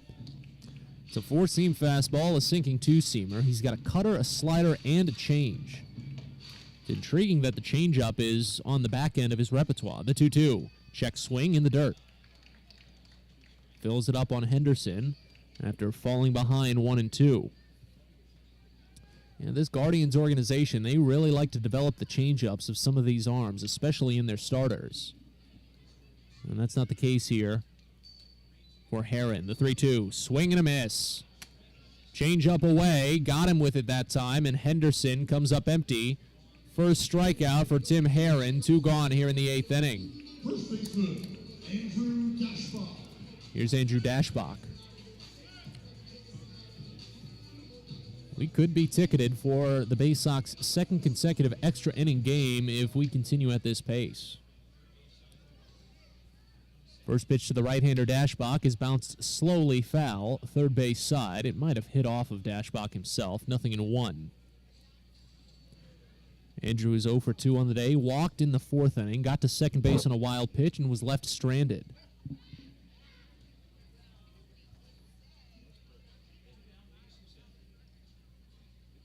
Here's the 0-1. Called a strike. Change up on the bottom half, 0-2. After the 7th inning this season, Dashbach is only batting 4 for 13. That is a bit of a step up over his overall numbers. A 990 OPS, 0-2. Misses up and away. 1-2. One of his 2 home runs came after the 6th during that Binghamton series.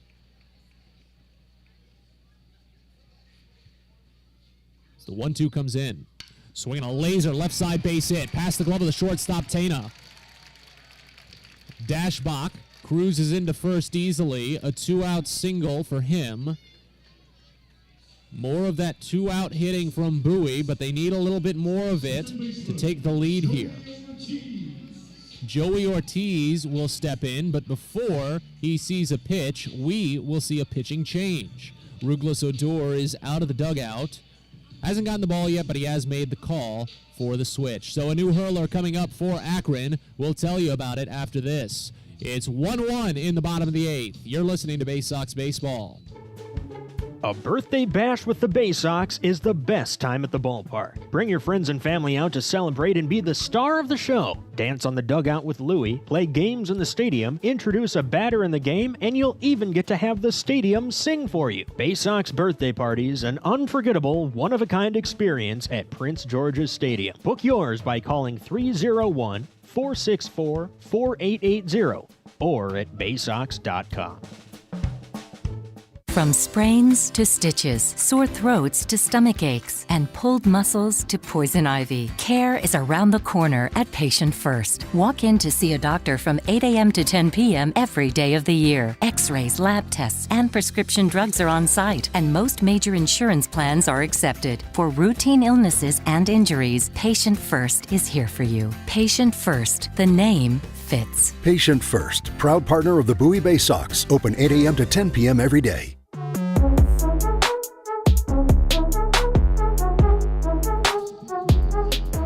Calder bullpen for Akron as we still sit in the bottom of the 8th. Runner at first, 2 away for Bowie. Andrew Dashbach with a 106-mile-an-hour single to the left side, keeping the inning alive and knocking Tim Herron out of the game. The line on the reliever Herron not closed. Dashbach, of course, his runner. An inning and 2/3, 2 hits, so far no runs.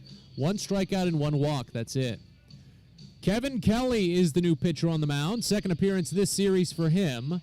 6'2", 200-pound, 24-year-old right-hander from Springfield, Virginia. 19th round pick in 2019, went to James Madison, same school as Baysox Shelton Perkins. I'll have to ask him about their time together with the Dukes sometime soon. But it's Joey Ortiz digging in with runner at first and 2 gone against the right-hander. First pitch. Called a strike on the upper zone, 0-1. It's not a full sidearm delivery, but that arm slot is fairly low from Kelly as he makes his second appearance this series. His first was excellent. Tell you about it in a second. The 0-1. Slides too far down and away, and the count evens at 1. He came in when the Baysox were already leading, at that point, 12-4. They eventually won 20-6. It was a blowout, but Kelly tossed 2 1/3 innings of scoreless ball with 5 strikeouts and only 1 hit allowed. Here's the 1-1. Called a strike. Change up on the outside half of the zone, and it's 1-2 on Ortiz. Ortiz is 0 for 3 on the day. Herron is 0-1 on the season. Check that. Kelly is without a record. Herron just left. Kelly has not allowed an earned run this year. The 1-2 slides too far down and away, and the count evens.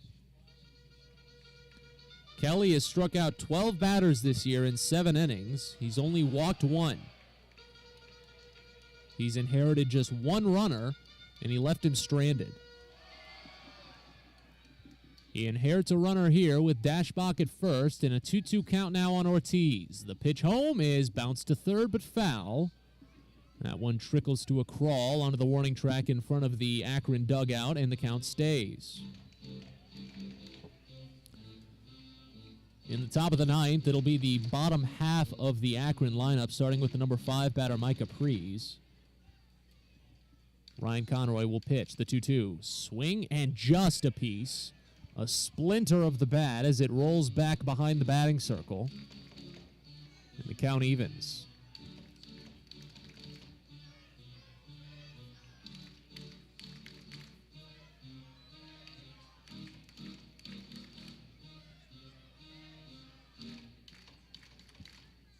Another 2-2. Ortiz pokes it to the left side, but on a line to the shortstop, Tana.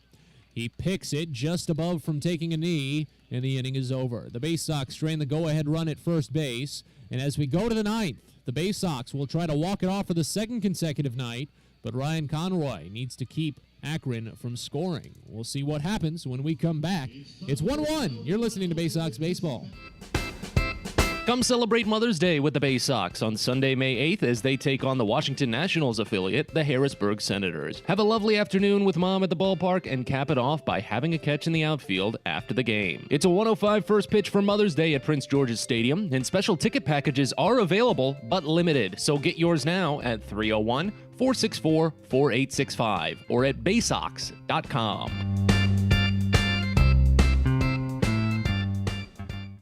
There is a weekend in July where the baseball world revolves around a village in upstate New York. Baseball Hall of Fame induction weekend in Cooperstown is an unforgettable experience full of family-friendly activities and priceless moments. Make your plans today for July 22nd through 25th for the induction of Bud Fowler, Gil Hodges, Jim Cott, Minnie Minoso, Tony Oliva, Buck O'Neill, and David Ortiz as the class of 2022. Visit baseballhall.org today for the Baseball is a game of specialists. Base stealers, closers, cleanup hitters. Together, they help their team stand out from the rest. Specialists also help set Chesapeake Employers Insurance apart from other workers' compensation insurance companies. Our health services team includes orthopedic surgeons, nurse case managers, a physical therapist, and more, all to get your employee back to work, contain costs, and keep premiums down. That's teamwork. To learn more, connect with your agent or visit Chesapeake Employers at CEIWC.com.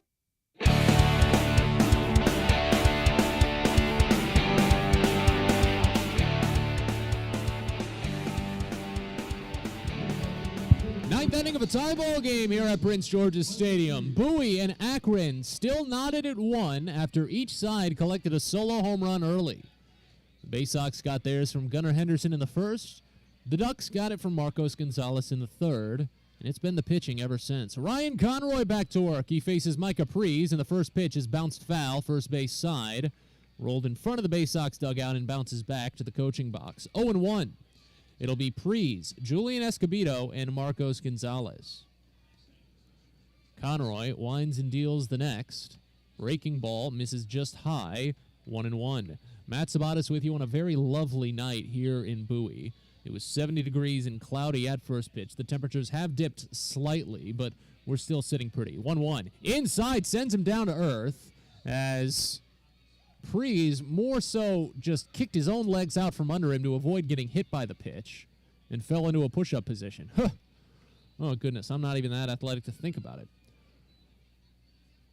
They play him to pull slightly the left-hander. He's 0 for 3 on the day. 2-1 pitch. Pulled to first. On a couple of hops, it's picked by Dashbach. He underhands to Conroy, covering, and the out recorded 3-1. So Prees is 0 for 4 on the day, and now Julian Escobedo digs in. Well, the game has not been without tension.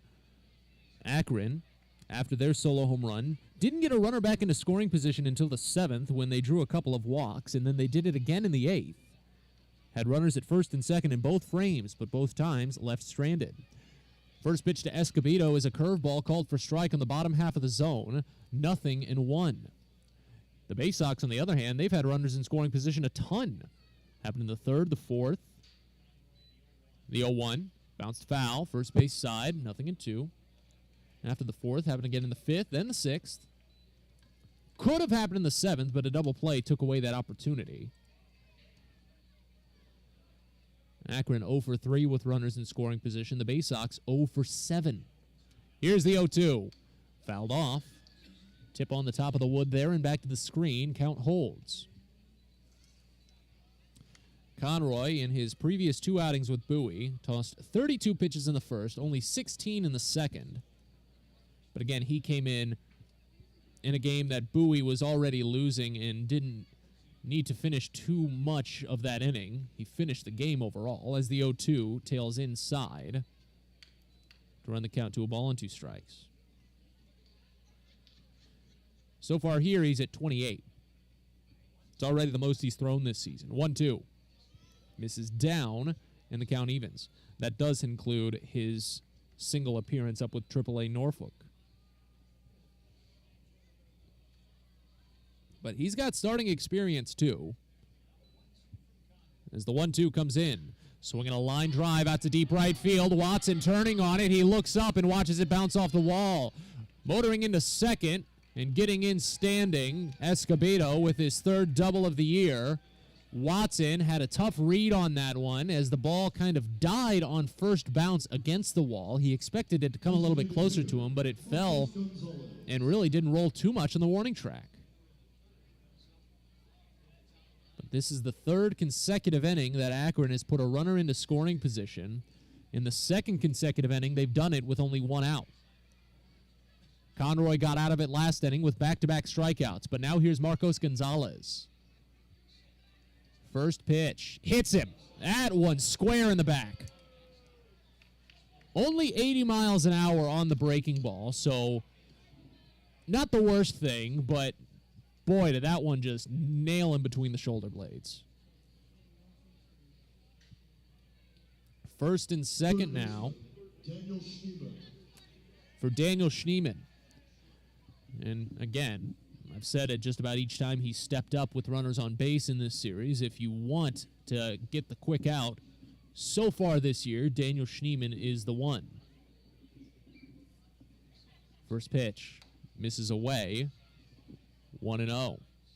Schneemann 0 for 3 on the day, 0 for 10 combined in the series.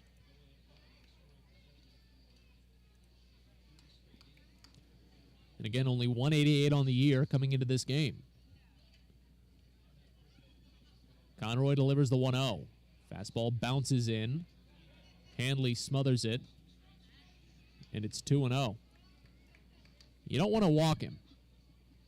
Still early in the plate appearance, but you don't want to do that. Schneemann has struck out 11 times this year, only walked twice. He's 1 for 5 with runners in scoring position, but he hasn't driven in a run yet this year. The 2-0. Fastball misses down and in, 3-0.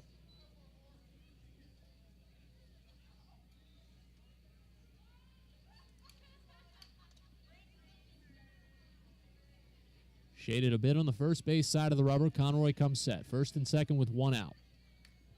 The 3-0 pitch. Lower half, called a strike.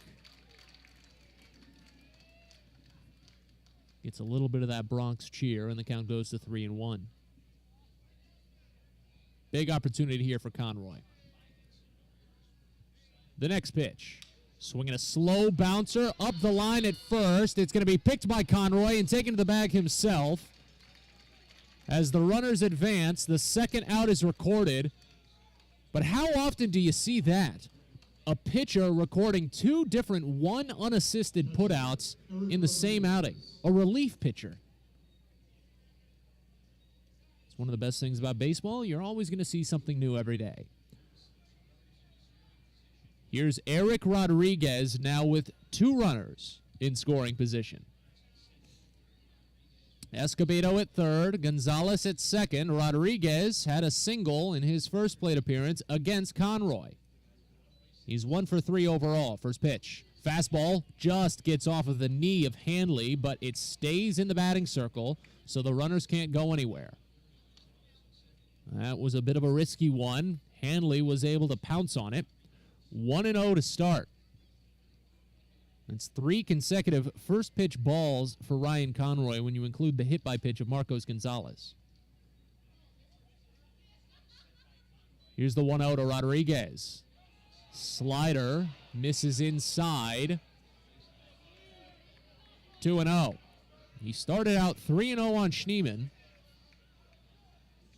before going 3-1 and grooving the ground out. He's been sticking with a lot of off-speed stuff. Conroy sets at the chest. The 2-0 pitch. Swing and a miss. Stuck with the off-speed that time as it went a bit low and away. Infield plays at a regular depth, fortunately, with 2 outs. Force at first would end the inning and keep the game tied going into the bottom of the 9th when Bowie would send Watson, Harris, and Handley to the plate. The 2-1. Down and away. 3-1. Inning started when Micah Prees grounded out to the first baseman. Julian Escobedo then doubled off the right field wall. Marcos Gonzalez was hit by the first pitch of his plate appearance, and Daniel Schneemann grounded out to advance the 2 runners. Now a 3-1 on Rodriguez. The pitch. Check swing. They appeal. He went. Pitch down and away, and it's full on Eric Rodriguez. That could be a game-changing appeal right there. As Conroy has a chance for the punch-out. Would be his 3rd. The payoff pitch. Swing and a miss. He got him. Went with the slider down and away, and Conroy strands runners at 2nd and 3rd. We go to the bottom of the 9th here at Prince George's Stadium. The Baysox look to walk it off for the 2nd night in a row. Join us, won't you? It's Bowie and Akron, tied at 1. You're listening to Baysox Baseball. Most people don't know what a steam fitter is. More importantly, what we do and how much it impacts you. Just take a moment to think about what your world would look like if you didn't have the ability to generate electricity, to have heating or air conditioning, microchip production, internet service, web-based storage, cellular service, and frozen or refrigerated produce. Could you imagine? And these are just some of the things that we impact. Please visit steamfitters-602.org and let's talk about how we can bring value to you. Get the best deals at Prince George's Stadium with weekly promotions all season. Tuesdays are Military Appreciation Night. Purchase a box seat at the ticket office with a proof of service and you'll only pay half price. Bring along your furry friend on Woof Wednesday, and it's the best happy hour around every Thursday from 5 to 6:30. $2 Bud and Bud Light drafts with other beer specials throughout the year, and live music to get your night started. It's always a great time at the ballpark, so get your tickets now at Baysox.com. Sky Shooter Displays by ZY Pyrotechnics will be lighting up the sky with top-of-the-line fireworks shows following Baysox games all season long. We will give you the best bang for your buck. Sky Shooter Displays include traditional shows, true pyro musicals, custom choreographed plays, and much more. The night sky is truly limitless, so don't be shy. Give ZY a try. Find out more by calling us at 570-328-1361 or visit us online, zypyrotechnics.com. Bottom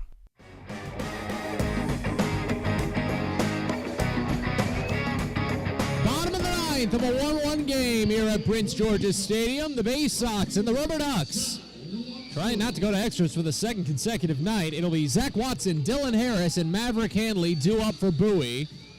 Kevin Kelly gets back to work for the Ducks. He is still not allowed an earned run in any of his outings this season. This is his 5th appearance for Akron. And remember how he shut down Bowie in the first game of this series. He faces Watson to start, who's 0 for 3. First pitch. Breaking ball, cuts across into the zone on the inside edge, and it's 0-1 to open. There's a right-hander up and moving in the pen for Bowie. That's Morgan McSweeney. Here's the 0-1. Swing and a miss. Maybe a piece, doesn't matter. It's in the mid of the catcher. 0-2. McSweeney last pitched on Sunday, and Bowie is getting him ready for a potential 10th inning. Here's the 0-2 to Watson. Slider misses away. 1-2. The Baysox walked it off last night after stranding the go-ahead run for Akron at third in the 10th. They loaded the bases with nobody out in their half. The 1-2, swinging a piece. Good protection piece there from Zach Watson as it rolls foul. Count stays. The Baysox loaded the bases on a bunt single by Watson. Not too applicable here with a 1-2 count, but then an intentional walk of Jordan Westberg as the 1-2 comes in. It's down and away to even the count at 2. And then a sacrifice fly by Adam Hall. Hall is not in the lineup today, but he'd be available as a pinch hitter if needed. As the 2-2 comes in, it's inside and hit him. Just got a piece of Watson's midsection, and the winning run is aboard here in the bottom of the 9th inning. Just barely clipped him on the inside fastball. Left fielder, Dylan Harris. Dylan Harris digs in on such a hot streak to start his Double-A career. 2 for 3 day, a pair of singles, a stolen base. Third base played in a lot. First pitch, called a strike. 0-1 to get it started. Harris with his outing today, 6 for 11 to start his Double-A career. Had a home run in game 1 of the set. Scored the winning run last night, the 0-1. Called a strike. Fastball, lower outside corner, 0-2.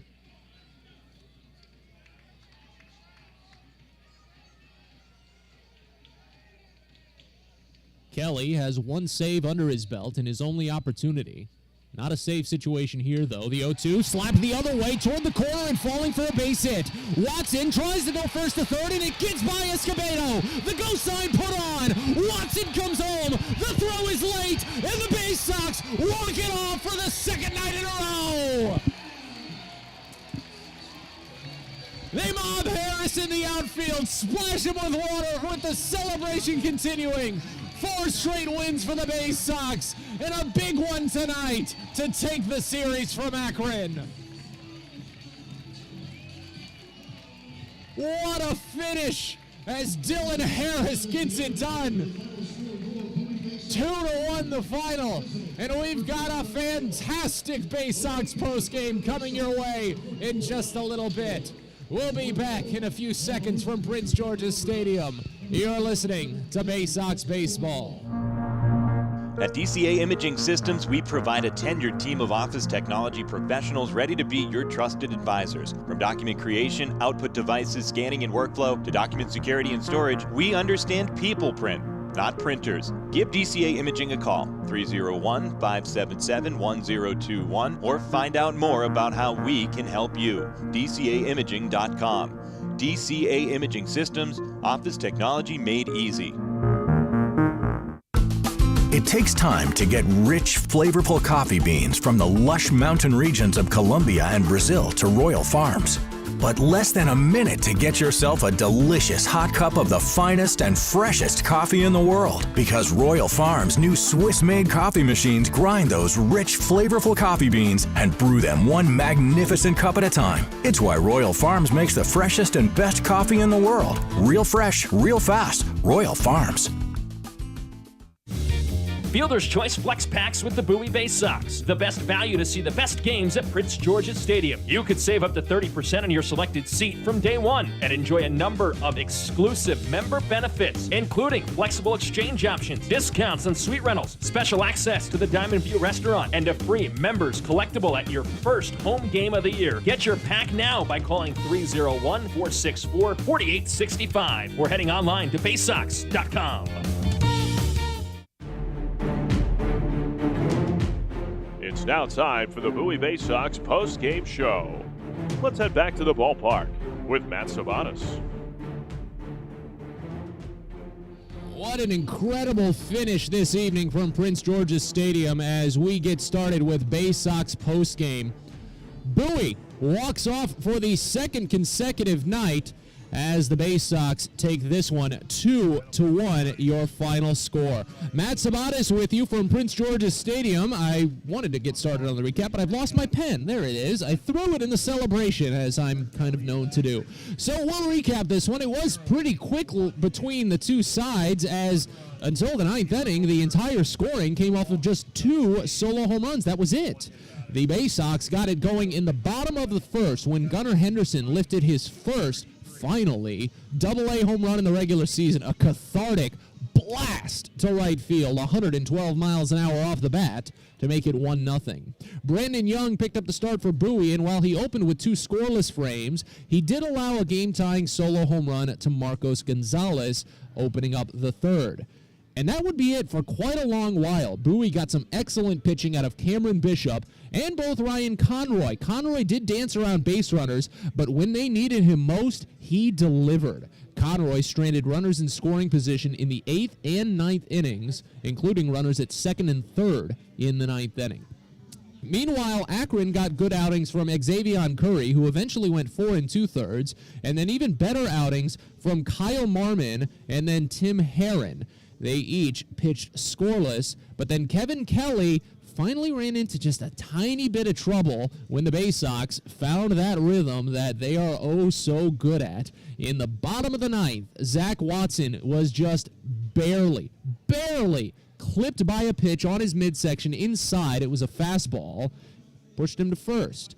Dylan Harris singled to left field. The left fielder, Julian Escobedo, overran the ball, didn't get his glove down deep enough, and it slid right underneath, rolled all the way to the wall, allowed Watson to score first to home. It's a single and an E7, an unearned run on Kevin Kelly, who will take the loss tonight. We'll tell you more about the numbers in just a second, but Kelly does get it with an unearned run, and Harris, unfortunately, doesn't get the RBI, but I think he'll still settle for, being the driving factor in the win and going 3-4 at the plate, I think that's a pretty fair compromise. But that's how it wrapped up as the Baysox walk it off for the second consecutive night. And that brings us to our final. The Rubber Ducks score 1 run on 5 hits with 1 error. The Baysox scored 2 runs on 6 hits with no errors. Winning pitcher in today's game is Ryan Conroy. He moves to 1-0 on the season. Losing pitcher in today's game is Kevin Kelly. He falls to 0-1. No save in tonight's ball game in a walk-off, as you'd imagine. With the win, the Baysox move to 8-4 on the year, a 4-game winning streak for Bowie, and they're now 5-2 here at Prince George's Stadium. They're now 3-0 in games decided by 1 run. With the loss, Akron falls to 5-8 on the season, a 4-game losing streak for the Ducks, and they're 1-6 on road games this year, 2-3 in games decided by 1 run. Again, your final tonight, Bowie walks off Akron for the second consecutive night. We'll step aside, and when we come back on Baysox postgame, we'll walk you through some scores around baseball, the Eastern League specifically, and the Orioles organization, see how the rest of the crew did, if they could fare just as well as Bowie. Again, your final, 2-1 in walk-off fashion. Another winner for the Baysox. We'll tell you about the rest of the league and the organization when we return. You're listening to Baysox postgame.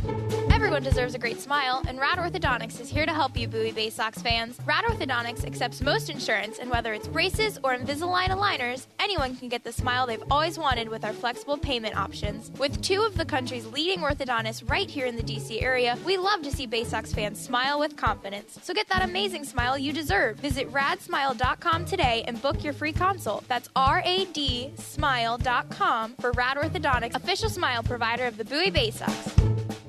Get your cloak ready on Saturday, April 23rd. It's Wizards and Wands night as the Baysox play the Akron Rubber Ducks. Magically themed concessions and entertainment throughout the evening that you'll love to see. If you can't find your wand, though, don't worry, because it's halfway to Halloween, too. At least it's close enough. Dust off last year's costume and show it off one more time for a fun night at the ballpark. Get your tickets now for Wizards and Wands night and halfway to Halloween at 301-464-4865 or at baysox.com.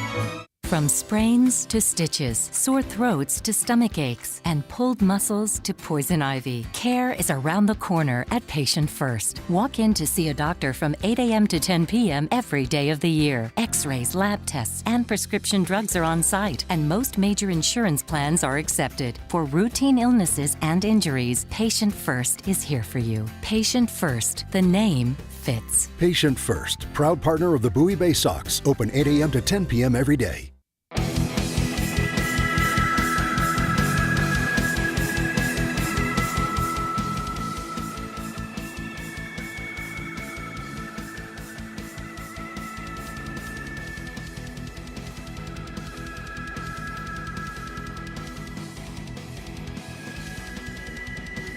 Back in on Baysox postgame from Prince George's Stadium for one final time.